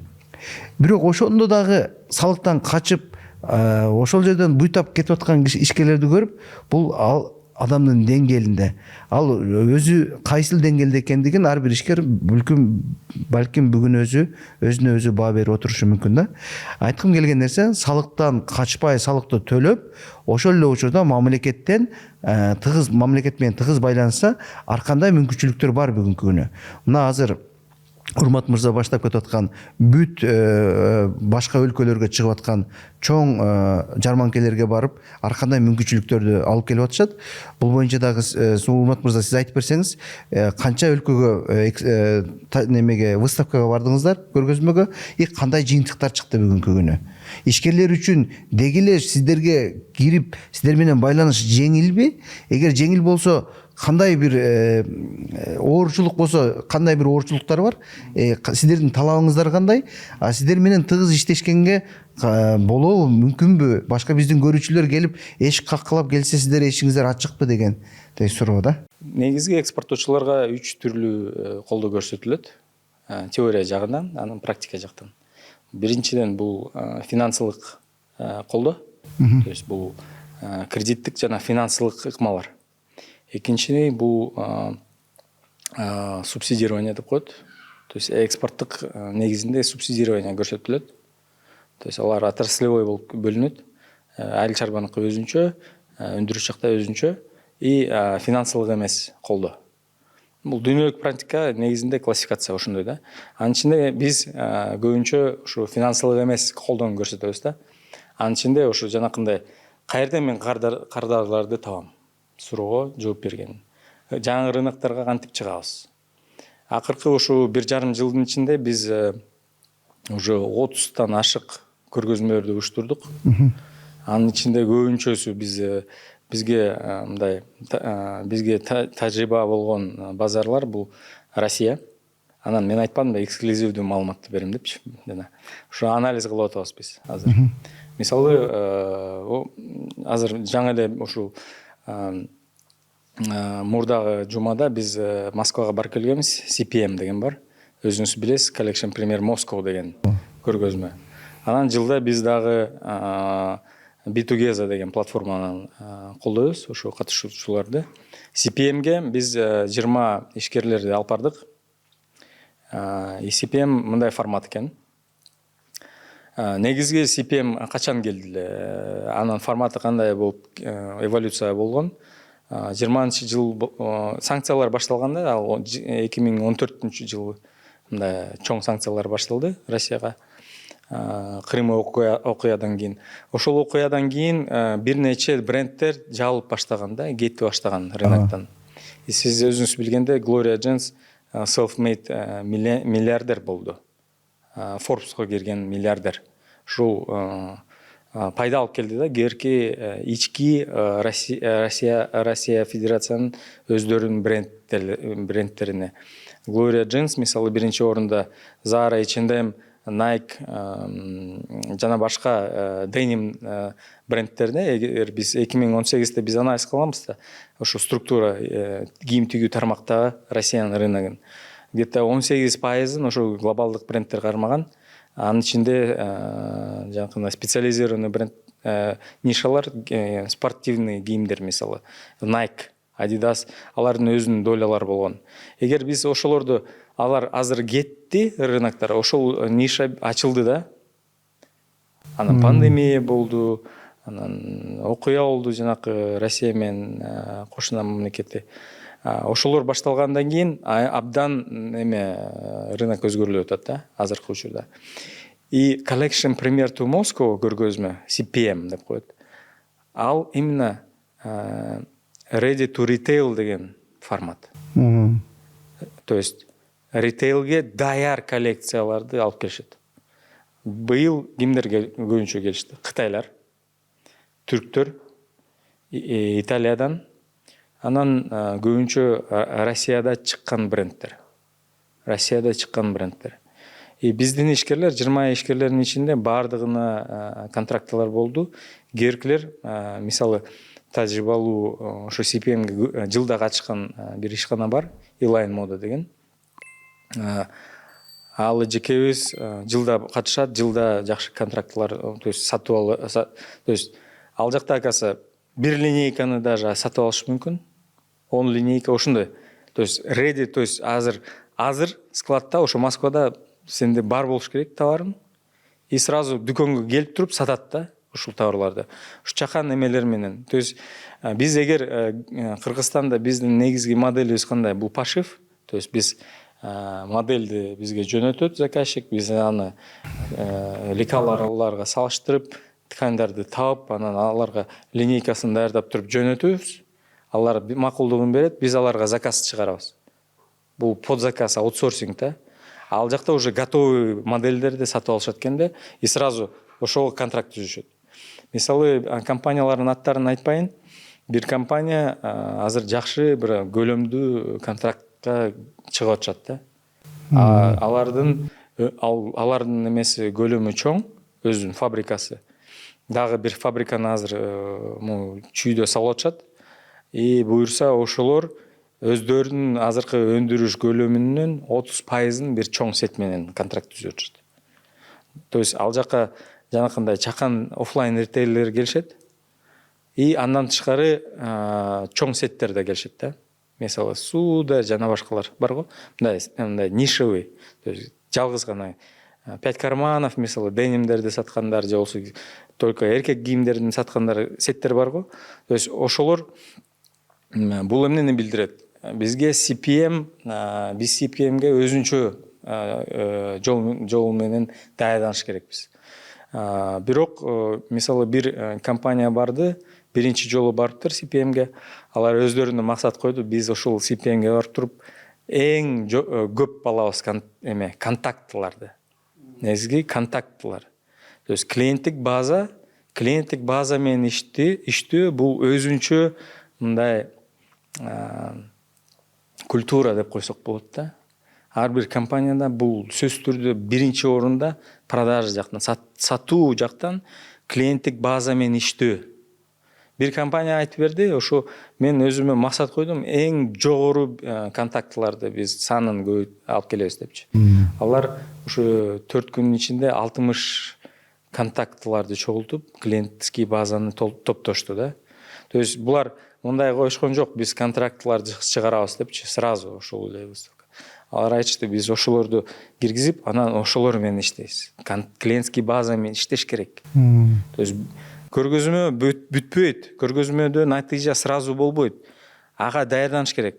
Башка бир компания тажрыйбалуу 8 жыл иштейт уже рынокто, мындай абдан мобилдүү, активдүү жаш ишкерлер абдан мага жагат. Алар мындай айтышты: биз буга кандай даярдык көрсөттүк?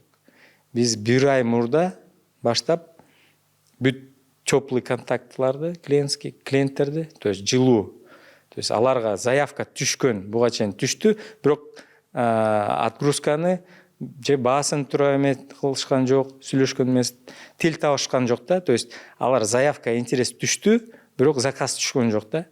Биз ошолорду биринчи обработка CPM-ге чакыруу жөнөттүк дейт да. Баланча күндөрү биз Москвада болобуз. Это биздин павильон номер ошондой болот. Биз мындай модельдерди алып келебиз, келиңиздер, көрүп кеткиңиздер деп. То есть ар бир ишкана алдын ала пландаштырып, өзүн сатуу стратегиясын түзүш керек. Бир компания айтты, мен бул жака эски контактларды, жылуу заявкаларды обработка кылам. Экинчиси айтты, мен жаңы контактларды түзөм. То есть ар бир компания өзүнө стратегия коюш керек. Бул албетте керектүү нерсе да. И көргөзмө дагы бир нерсе жакшы. Бул мындай концентрация, базардын концентрациясы. То есть 4 күнүн ичинде сен башка мамлекеттер Россияга эмнени алып келишет? Жаңы модельдер кандай болуп атат? Жаңы стратегия продвижения кандай болуп атат? Мисалы башка бутиктерге көрдүк биз. Кадимкиде подиум кылышты ичинде. Мындай жаап, ичинде кытайлар мисалы башты модельдер жүштү. Биздин даже ишкерлер модельдерди ушул жактан орус кыздарды алып, күнүгө бастырып, мындай эмелерди, флайерлерди берип уюштурушту да.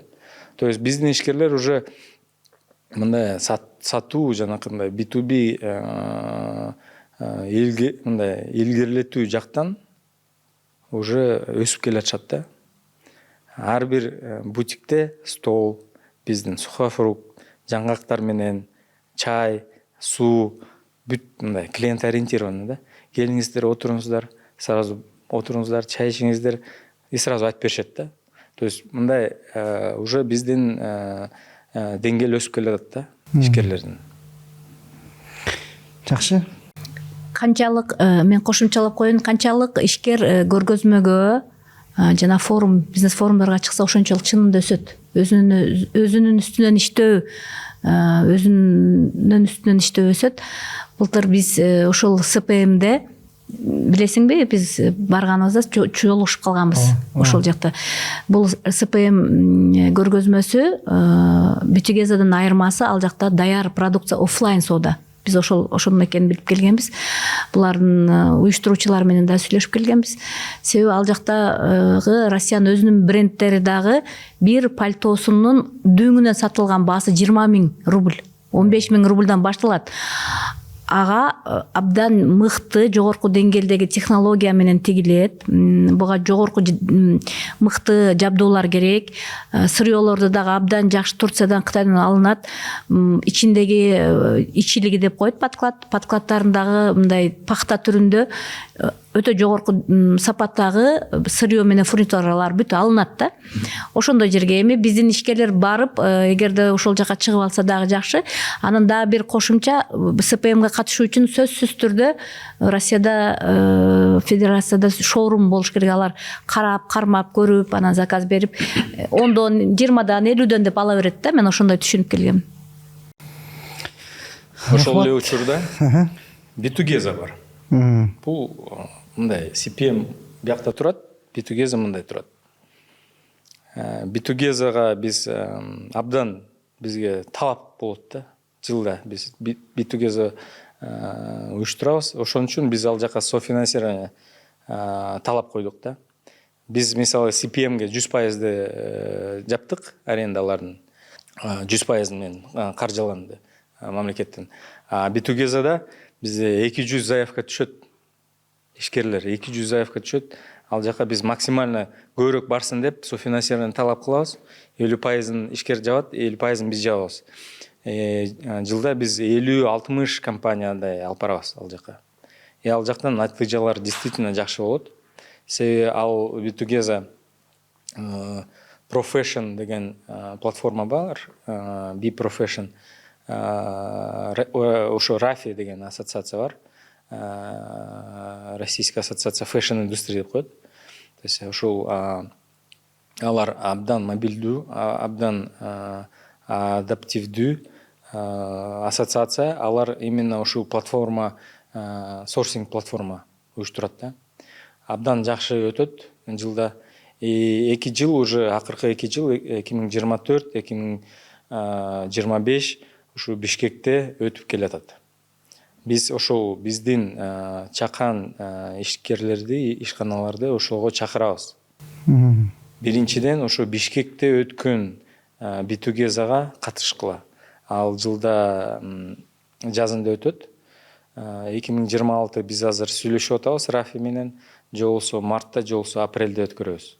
Себеби ал жакта бизде орозо болуп калышы мүмкүн. Биз ошо орозо бүткөндөн кийин сразу өткөрүш керекпиз да. Себеби биз азыр талап коюп атабыз, ошо Бишкектик B2G анан майда Москвада өтөт.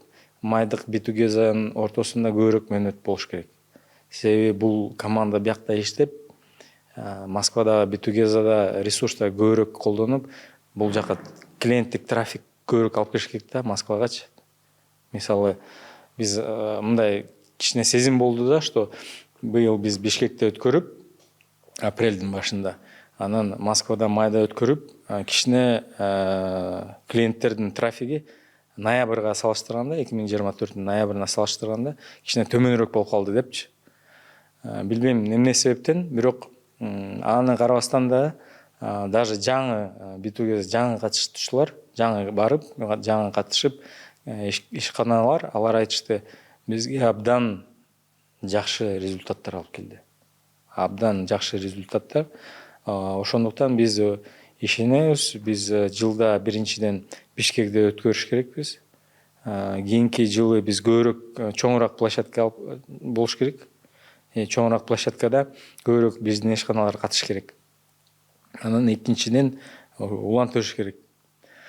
Башка рыноктарда эми перспективдүү рыноктар, бул араб мамлекеттердин региондору эсептесек, биринчиден ал жакта демография башка региондорго салыштырганда жогору да. Мисалы Европада төмөн жатат адамдын саны, демография отрицательный да. То есть именно араб мамлекеттер, мусулмандар турган мамлекеттерде өсүп келатат да, абдан тез өсүп келатат.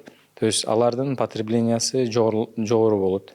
Бул биринчиден, экинчиден ошо бүт аспекттерди карап, алар ар бир улуттук өзүнүн валютасын долларга байлап койгон.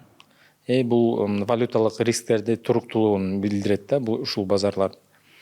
Ошону эсептегенден кийин былтыр биз ушул Дубайда Textile and Apparel Fair деп өтөт, жылда 2 жолу. Биз ушул күздө өткөн көргөзмө көмөк көрсөтүп атабыз. Былтыр 20 компания катышып, 2 компания азыр поставка кылып баштады, бирөөсү даже Америкага. То есть ал жака кардалар Америкадан да келет.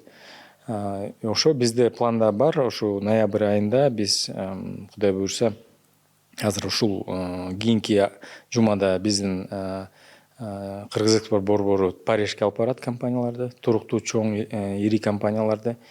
Анан биз ноябрда B2G Москвада өтөт. Кудай буйрса, эгер биз каржылоону бизге бөлүп берсе, биз ошол жака катышабыз. Анан биз Дубайдагы көргөзмөгө катышабыз. Анан тышкары биз жылда мындай чоң ири имидж, ошо Кыргызстандын имиджин жогорулаткан көргөзмөлөр өтөт. Биринчиси ошол бизге перспективдүү Кытай Республиканын базары, Шанхай импорттық көргөзмө өтөт. Жылда эң ири Кытайда импорттық, именно импорттық көргөзмө. Ал жака жалгыз гана Кытайлар катышпайт, только поставщиктер башка мамлекеттерден. Ошо биз быйыл улуттук павильонду түзөбүз, Кудай буйрса. Ал жака да биз мындай сунуш кылып атабыз. Биздин дизайнерлер жанакындай биздин улуттук дизайн менен кылган ишканалар, брендтерди ошо алып барабыз. Себеби биздин негизги максат ушу бир жылда деп мен ишенем. Ошо Кытай базарында камсыз кылганга кийим менен биз пландаштырыш керекпиз. Ошондуктан биз көндүрүш керек. Аларга абдан жагат. Биринчиден бул англис тилинде authentic деген бар. Же болсо уникалдуу дизайн. Биздин кийим аларга абдан authentic деп койсок болот. То есть аларга уникалдуу болуп келет. Алар кийгенде алар мындай оверсайз, анан биздин чапандардын немелери, биздин өзүбүз түстүлөр башкача да. Ушу мен ишенем, ушул дизайнерлик жактан да биз кийим тигүү тармагында өнүктүрүш керекпиз да. То есть дизайн, конструкторский, операционный менеджмент, сорсинг, сырья, управление на производстве, жанакындай сатуу жактан, маркетинг жактан, e-commerce жактан баардыгы мындай бизнести карасак, бир эле жалгыз гана кийим тигүү эмес да. Ал көп компоненттерден түзөт. Ошондуктан биздин башында айтып кеткен сөзүм, ишкерлер окуш керек и практика жүзүндө окуш керек да.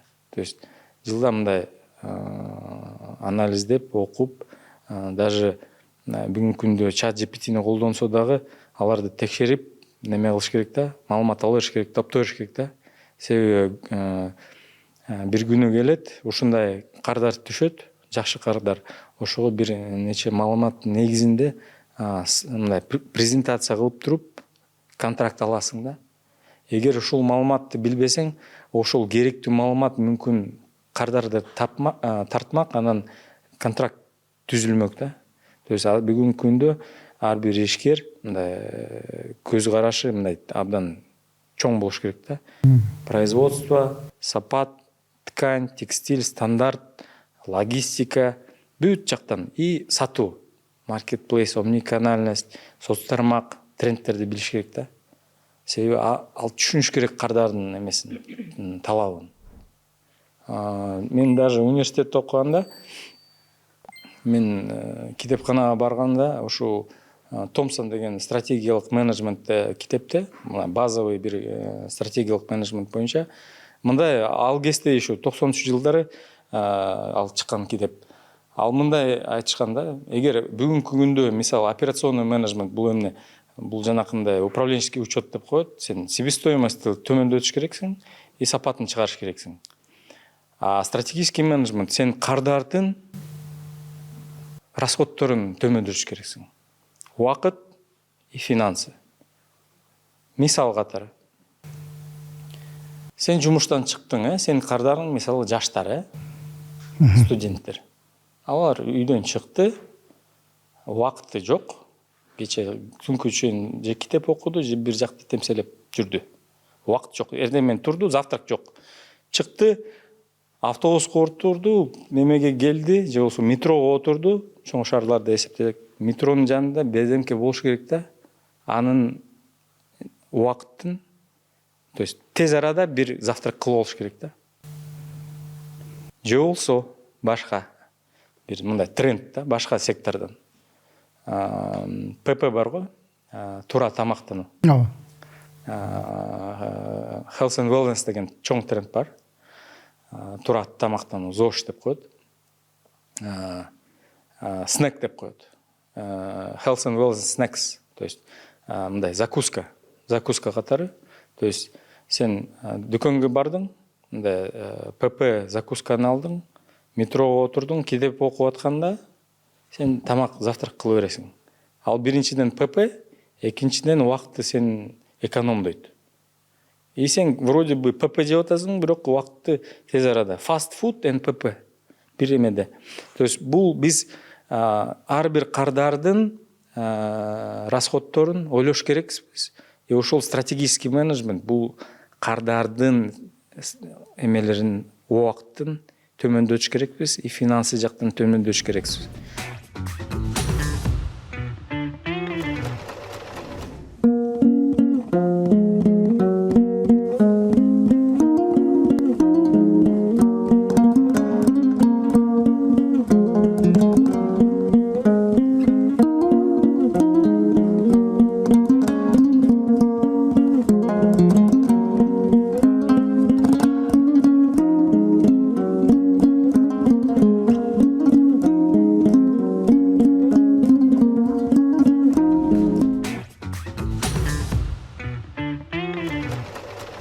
Урмат мырза сүйлөп жатканда мага ушундай кошумча келе турган ойлор келип кетти.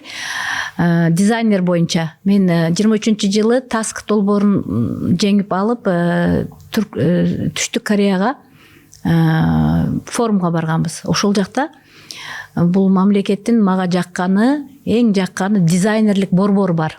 4 этаждан 4 кабаттан турган дизайнер борбору бар. Ал дизайнер борбор дегенде кандай түшүнүү керек?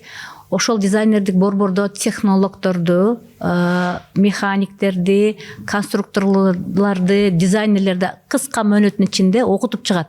Биздин жана полицехтегидей 5 жыл эмес, 3 ай, 4 айда окутуп чыгат. Анан эгерде мен 18 жаштагы жаш ишкер болсом, 100 кийимге ылайык акчам болсо, анан мен ошол дизайнер борборуна келип, мен мындай 2 түрдөн шым менен спортивный спорт кийим тиге турган кийим тикким келди эле. Ушуну кантип баштайм дегенде ошого жол көрсөтүп беришет. Сен ушундай фурнитура керек, сага бул керек, ушул керек деп 100 эмени алар бекер тигип колуна тапшырышат. Анан ишкерге көрсөтүп бергенден кийин ишкер жол таап кетет. Анан мен сурагамда, Корея тигүү тармагы Кореяда эмне үчүн тез өнүккөн дегенде, буларда ишкерге багыт берип турат экен, дизайнер борбору.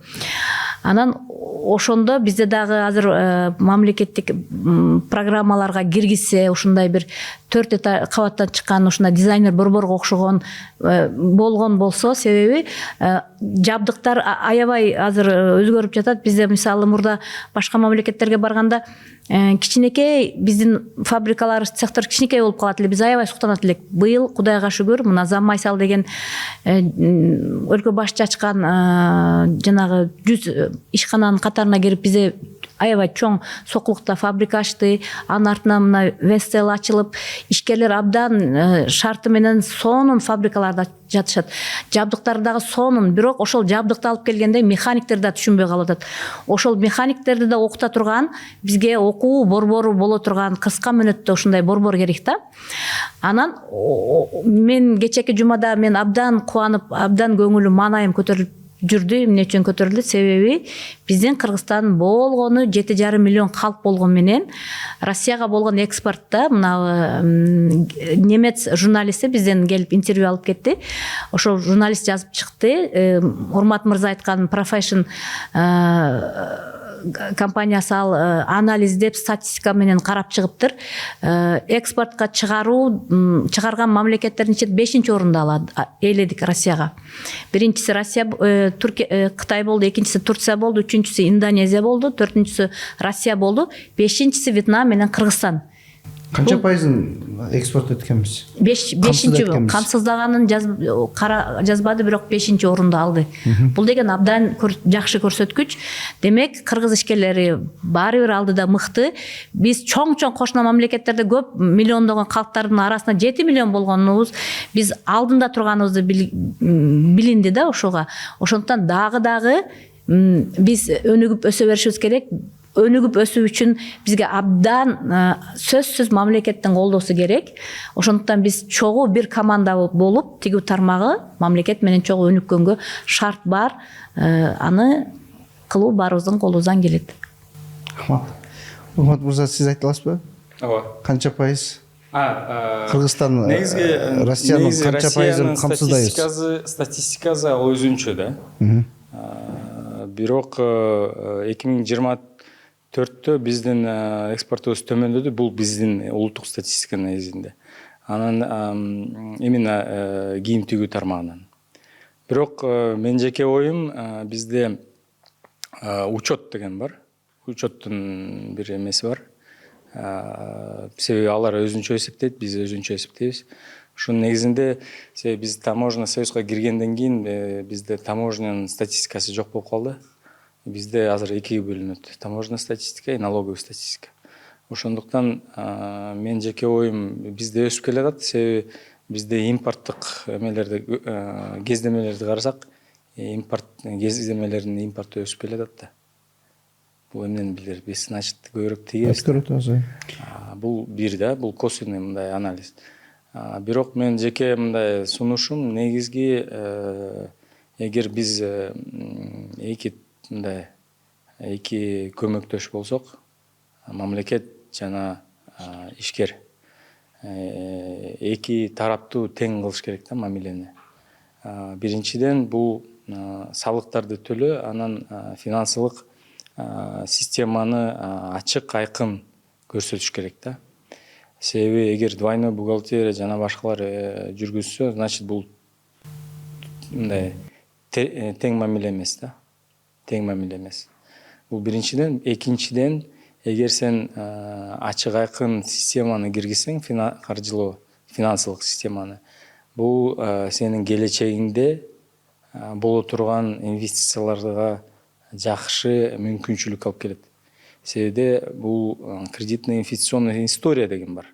Эгер сен айтасың, эртең инвестор келет, сага мындай жакшы мындай шартта каржылоо менен келсе, сунуш келсе, сен айтасың, мына мен акыркы 10 жылда мынча экспорт кылдым дейсиң сөздө. Бул чындык. Бирок кагазда эгер ал жок болсо, сага эч ким ишенбейт. Сөз түрдө финансылык жактан биз ачык көмүскө экономиканы чыгыш керекпиз. Ишкерлер бул керектүү нерсе. Бул биринчиден ишкерлердин коомго жоопкерчилиги. Мен салык төлөп атам. Экинчиден өздөрүнө финансылык жактан кредиттик, инвестициялык тарых. Ошо биз даярбыз, ошо биздин ишкерлерге көмөк көрсөтүп, кызматтарды алып барганга. Жогору айтып кеткендей, биздин Instagram жана Facebook, YouTube баракчаларыбызга каттагыла, анан ал жактан тиги звездочканы алып койгула, колокольчикти басып койгула. Себептен биздин маалымат бул ишкерлерге керектүү нерсе. Биз ал жактан өзүбүздү реклама кылбайбыз. Биздин жанакындай күнүмдүк канчада кофе ичтиң, биз андай маалыматты жөнөтпөйбүз сторискечи. Биз только керектүү ишкерлерге керектүү нерселерди жөнөтөбүз, публикация кылабыз. Жана сиз жогоруда айтып өткөн көмүскө экономика, же болбосо ак бухгалтерия, же болбосо кара бухгалтерия дегенде эки түрдүү бухгалтерияны кармалып жүргөн ишкерлерибиз бүгүн дагы эле болсо керек. Алардын маалыматы жоктугунан болушу мүмкүн. Себеби биз 2022 жылы Кыргыз ошол тигүү тармагы бирдиктүү салык төлөөгө өткөнбүз. Ошол салык төлөөдөн кийин бардык эле ишкерлер ачык эле расмий көрсөтсө болот. Алган айлыгын, тигүүчүнүн айлыгы 100 000 сом болсо, 100 000 сом көрсөтсө дагы аларга ошо белгиленген соцфонд налог экөө биригип белгиленген эле көлөмдө төлөйт. Баягыдай көрсөтүлгөн айлыктын 37% мамлекетке төлөш деген, бул тигүү тармагында эле ушундай мүмкүнчүлүк бар. Ошондуктан бардык ушул тармакка өткөн болсо, ушул пилотный болуп кирген, бул ушул мыйзам. Эгерде ушул тармак жакшы иштеп кеткен болсо, анда бул мындан ары дагы кала турган бир мүмкүнчүлүк да. Анан сизге акыркы суроом, Кыргызстандагы тигүү тармагынын стратегиясын кандай көрөсүз? Бизде ошол эле учурда коңшу өлкөлөрүбүз Кытай турат, Өзбекстан турат, дагы бир башка өлкөлөр бар. Ошолордун арасында биз кандай иш алып барышыбыз керек? Алдыда алдыңкы 10 жылда кандай өзгөрүү болушу мүмкүн? Бүгүн эмне кадамдарды кылышыбыз керек? Балким бүгүн баягы биздин элибиздин саны дагы аз. Бүгүн күнү сырттан алып келип иштетип атабыз. Бул дагы бир кайсы бир учурга чейин эле болушу мүмкүн. демек өзүбүздүн элибиздин күчү жетпей калгандыктан сырттан алып келе атабыз да. Эми мындан ары кандай кадамдарды кылсак болот? Баарын алып келе албайбыз аларды, Кыргызстаныбызга баткыра албайбыз. Демек биз балким жана упаковкалап туруп эле жөнөтө турган бир ыкмак өтүшүбүз керекпи? Же болбосо бир кайсыл Кыргызстан мына темир жол ачылгандан кийин кайсыл стратегияга алышыбыз керекпиз? Ушуну бир мындай кыска бир ойлоруңуз менен түшүндүрүп берсеңиз. Бул абдан терең суроо. Кыска жоопту бергенге аракет кылабыз. Биринчиден, бул эксперттик оюм. Биринчиден, ар бир тармак эгер приоритеттүү болсо өзүнүн мамлекеттик программа болуш керек. Бул биринчиден мен сунуш кылам, ушул биздин кесиптештер менен негизги иштеп чыгыш керек. Ал жакта ал кыска болуш керек. Көп пландардын кереги эмес. Ал бир нече мындай кадамдарды карап чыгыш керекпиз. Экинчиден, стратегия. Биз азыркы учурда боло турган биздин базарлардын камсыз кылуу, аларга сапатын жогорулатуу жана премиумизацияга кириш керекпиз. Биз наркты жогорулатыш керекпиз. Кошулган наркты, продукцияга кошулган наркты биз жогорулатыш керекпиз. То есть бул сапат, кызмат. Сапат, кызмат бул технология, менеджмент. Окуш керекпиз. ERP системада ким кайсы ишканада бар болуш керек. ERP система жок болуш керек эч кимде. Управление производством IT системалар бар, ERP. То есть Enterprise Resource Planning деген. Андай системаларга биз даже жете элекпиз. То есть бизде ушул тармакта инвестиция, грант системаларды именно кайсы жакта негизи мындай болот да. Каржы жактан түрлөрү болот. Бирөөсү мисалы инвестиция, сен башка ишкердин каражат тартасың, бирок рисктерин да бөлүшөсүң ал менен. Бирок ал жакта кепилдигиң эле жалгыз гана сенин бизнесиң. Сен, значит, туруктуу, күчтүү бизнес болуш керек.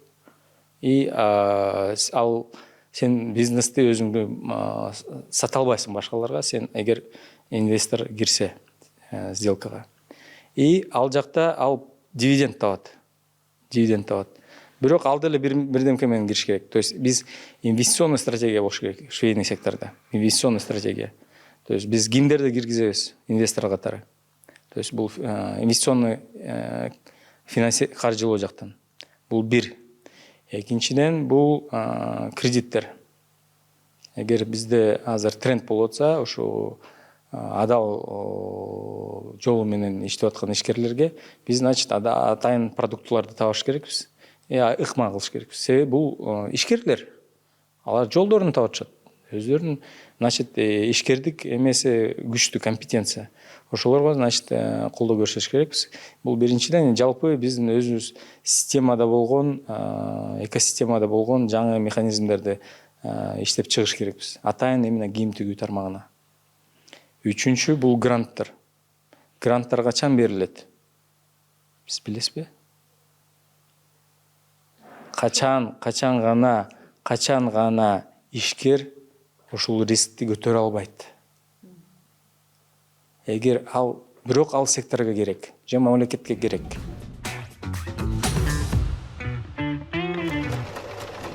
Урматтуу көрөрмандар, биз ошол тикме маегибизде ар кандай маселелерди талкууладык. Силерде дагы сунуш пикир болгон болсо, катталыңыздар, жазыңыздар, ой пикирлериңиздер менен бөлүшүңүздөр. Биз ар дайым ачыкпыз. Андан тышкаркы белгилеп кете турган биздин башкы демөөрчүбүз Optima банкка терең ыраазычылык билдиребиз. Ошону менен бирге расмий өнөктөшүбүз Толор брендине дагы терең ыраазычылык билдиребиз. Бул ата мекендик улуттук бренд. Келиңиздер, Азия Молл соода борборунда 2-кабатында келип биз менен биргеликте жарашыктуу саркеч кийимдерди кийиңиздер. Чоң рахмат көңүл бурганыңыздарга.